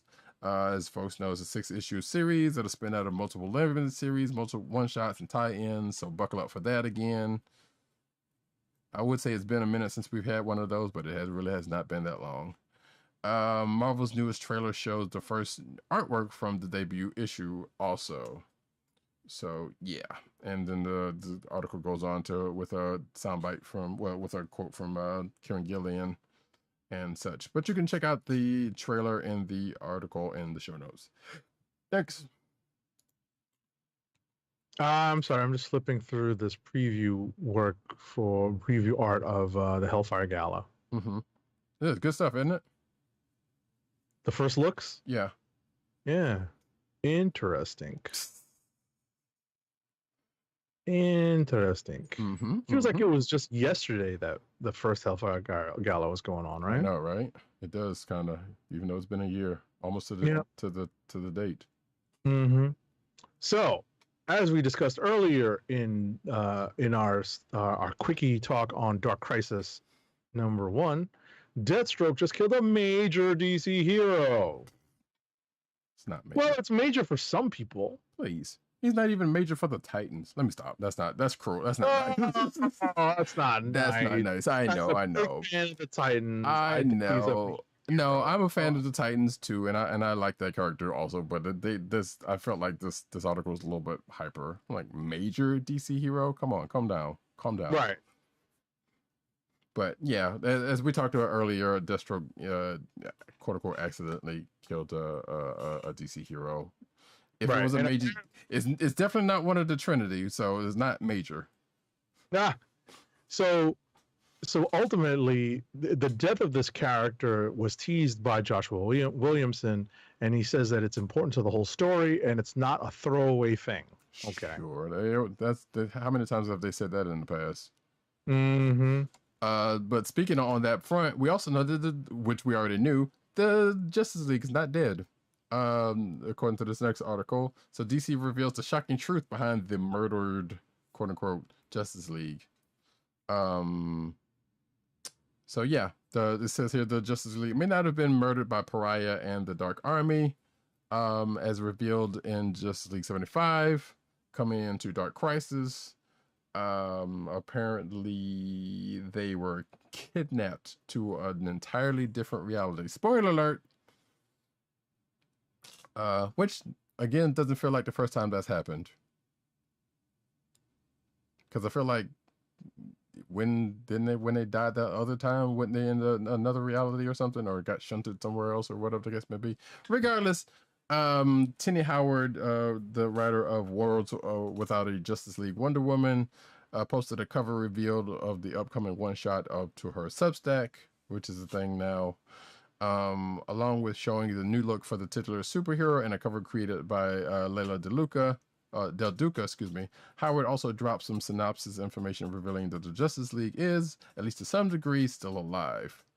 And it kind of goes on from there. We don't really need to go into all of that. Well, I'm sure we'll be talking about it again at some point soon, or not. Who's to say? Next up, I wanted to mention before we moved on that the ending of Shadow War. Yes. Shadow War Omega is what leads into what Deathstroke, the Terminator, is doing here in Dark Crisis. I feel like that's one not surprising. I feel like that was mentioned when we talked about it, or when you talked about it, or when you mentioned that. So not surprised by that. I just wanted to emphasize that because I think. Were you behind on that? Did you ever get around to reading that? Yeah, I got the Shadow War stuff locked up to start reading, to going into the Justice League, the Justice League book, but I haven't read it yet. Got it. I just wanted to make sure because I remember you were behind on that. So because I was skimming it just to see what the high points were. Right. Next up, Robin's costume. This is Robin. Tim Drake gets a slight costume update ahead of his return as the Dark Knight's partner in Chip Zdarsky and Jorge Jimenez's Batman run. So he's coming back as Robin for those creators. So that's interesting. So that's going to begin in July's Batman number 125. Right. So I remember when he was on Young Justice, he just went by Drake, and I think that was shortly dropped before that series ended. Because I think he went back to Robin even before then, or people were still calling him Robin then, so I ain't no telling what was going on with that. But yeah, I guess he's back to being the Robin again as opposed to Damian. Yeah, I guess. That's weird. Yeah. Even though I think Damian and Bruce had reconciled. Right. Again, that's weird. Yeah, I don't understand that either. But regardless, anyway. DC's Dark Knights of Steel, which I think came out this week, expands with a prequel spinoff. So yeah, Dark Knights of Steel, Tales from the Three Kingdoms, comes from writers Tom Taylor, Jay Kristoff, and C.S. Pacat. Artist Nathan Gooden and others, and cover artist Neil Googe. The one shot, which releases this fall, is set in the world of Dark Knights of Steel, and tells readers the stories that shape the land and the heroes who live in it. Which is not surprised coming from I hate to say that. That was because, hey, look, Injustice had a lot of spinoffs, all right? Had a few spinoffs. So, not surprising that this is happening here. That's all I'm gonna say. Nevertheless, if you've been keeping up with Dark Knights of Steel, then you may be interested in this. So there you go. Next. Transgender superhero and Supergirl fan favorite Nia Nal / Dreamer is about to get her own graphic novel. The news was announced by DC Comics following initial reviews for DC Pride 2022 anthology, which has an introduction penned by Dreamer actress Nicole Maines, and reportedly confirms more Dreamer stories. Yeah, so this is the stuff that I flipped past to get to that Kevin Conroy stuff. A release date for the graphic novel has not been set.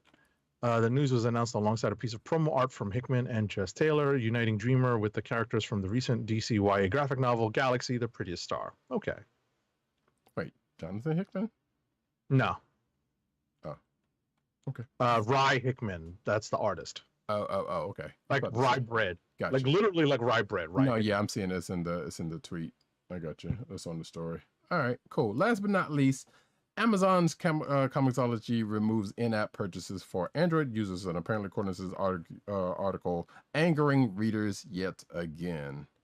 So this is kind of weird because Android, as far as I know, didn't have the same issues that that Apple did with wanting to charge folks in and out of the app for purchases. So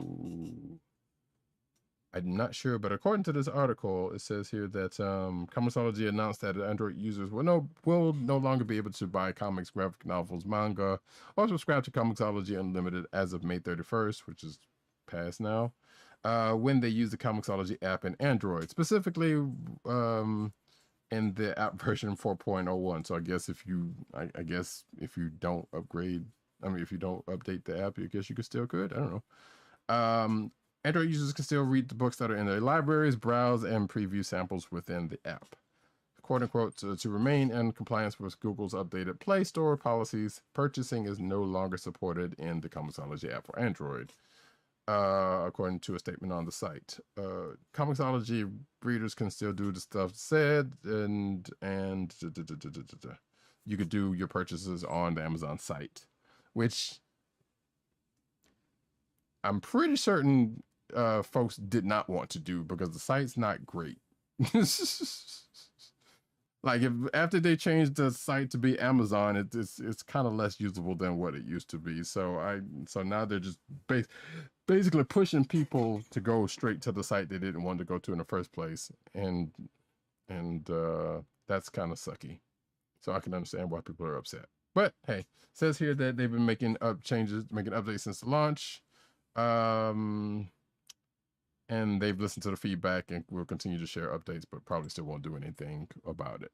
That was me paraphrasing at the end, if you didn't recognize that. And that, folks, is editorializing, excuse me. But anyway, that is the end of the news. Let's get one more ad read out of here. Our last ad read of the night is for Funko, Fun at First Sight. It's your home for exclusive collectibles such as their world-famous pop vinyl bobbleheads, apparel including t-shirts, hats, and socks, and brand merchandise such as custom DIY pop figures, art books, and skateboards. And now the listeners of the Comic Book Chronicles can enjoy 10% off your entire purchase when shopping at Funko. To place your first order with 10% off, and to help keep our show free for you, go to our network website at cspn.us. That's cspn.us. Then click on the Keep Our Podcast Free link at the top of the page. From there, scroll down to the Funko link and place your order. When you get to the checkout, put in the offer code SHOP10 for your 10% off discount. Funko through cspn.us. Do it today. MCs are jumping out shoes and socks, by the way. You have to be of a certain vintage to get that. Anyway, this is the end of the show, folks. We will be back next week for more Obi-Wan, more Miss Marvel, more comic books, more shenanigans, probably more of Agent 70's yelling at sports issues. Yeah, let's hope. Let's hope. Let's hope not, maybe? Rangers in 7. And with that, folks, excuse me, I have been Roddykat. You can I make Roddykat drink when I talk sports. Man, even if it's not technically sports ball, it's hockey, but I get it. Wow, the hockey fans are in an uproar. Sticks are up, folks. Sticks are up. But sports ball, because there's no ball. Well, I know, but still sports ball in the fact that it's just sports. So I get that because I know that's your way of deriding sports, period. So a little bit. Just a little bit. A lot of bit. At any case, hey, I could have said foosball, but we're not gonna do that. Which I feel like I made that joke to somebody earlier this week. I don't have any water boy sound effects. I should probably get some. Yes, definitely. Yeah, you got to get that. Get some Victor Valancourt. Cool. Yeah, exactly. Get some tackling. Cool. What you doing? Stealing LT's car? Oh, Why do I even remember that like that? I don't even know. Water sucks. It really, really sucks. Oh my God. Anyway, folks, I have been Roddykat. You can find me at Roddykat on Twitter. You can find me at News Nerds Need on Twitter. You can find me at CBCaps on Instagram. Honestly, Waterboy is probably one of the last best Adam Sandler films. I said it. Come at me. I agree. Come at us. Bring the smoke. Yeah. I'm trying to actually think of because all the other shit after that. Anyway, that's probably another one, but that's it. Anyway, no, Waterboy, and there's whatchamacallit? I was trying to think of the one right after that. The golf one. Happy Gilmore? Yeah, was that before or after? Nah, that might have been after. Happy Gilmore is all right. Yeah. Happy Gilmore is good, because the price is wrong. Yeah.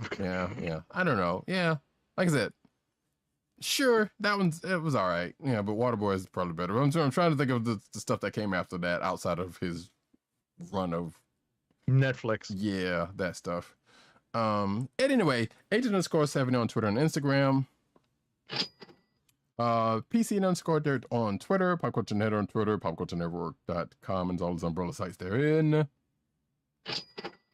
Tim DOGG98, the Osiris that is ish. You can find him at TMDOGG98, like I said. You can also find him at CBCaps which is the Comic Book Chronicles Twitter account. Go give it a follow. You can also find him at the Kliq Nation on Twitter. That's the KLIQNATION, all one word, thekliqnation.com. And of course, he's over at comicbook.com where he's writing his face off. Go check that man's stuff out over there. You could find this here podcast on the Coast of the Podcast Network. That's CSPN.us. Do it today. You could also find us on your podcast browser place of choice, whether it be Google Play, Apple iTunes, aka Apple's Podcast, Spotify, or the Cold Slither Podcast Network's SoundCloud page. Speaking of the CSPN site, I know all of our stuff for some strange reason looks like it's coming up on the same thing, same text, but if you click through it gives you the correct stuff. I don't know why. I'm have to talk to them about that, and it seems to be only our stuff coincidentally. But anyway, hopefully that'll get straightened out. You could find us recording every Thursday night, 9:30-ish p.m. on the YouTube channel of the Kliq Nation. That's youtube.com/thekliqnation and twitch.tv/Comic Book Chronicles. Make sure to hit like and subscribe and hit the notification button. Yeah. And that's it, folks. Like I said, we'll be back next week for everything that I said earlier. Getting closer and closer to movie protocol also. So we will definitely let you know what happens with that. And with that, this has been Comic Book Chronicles. Peace. Peace. One. Wakanda forever!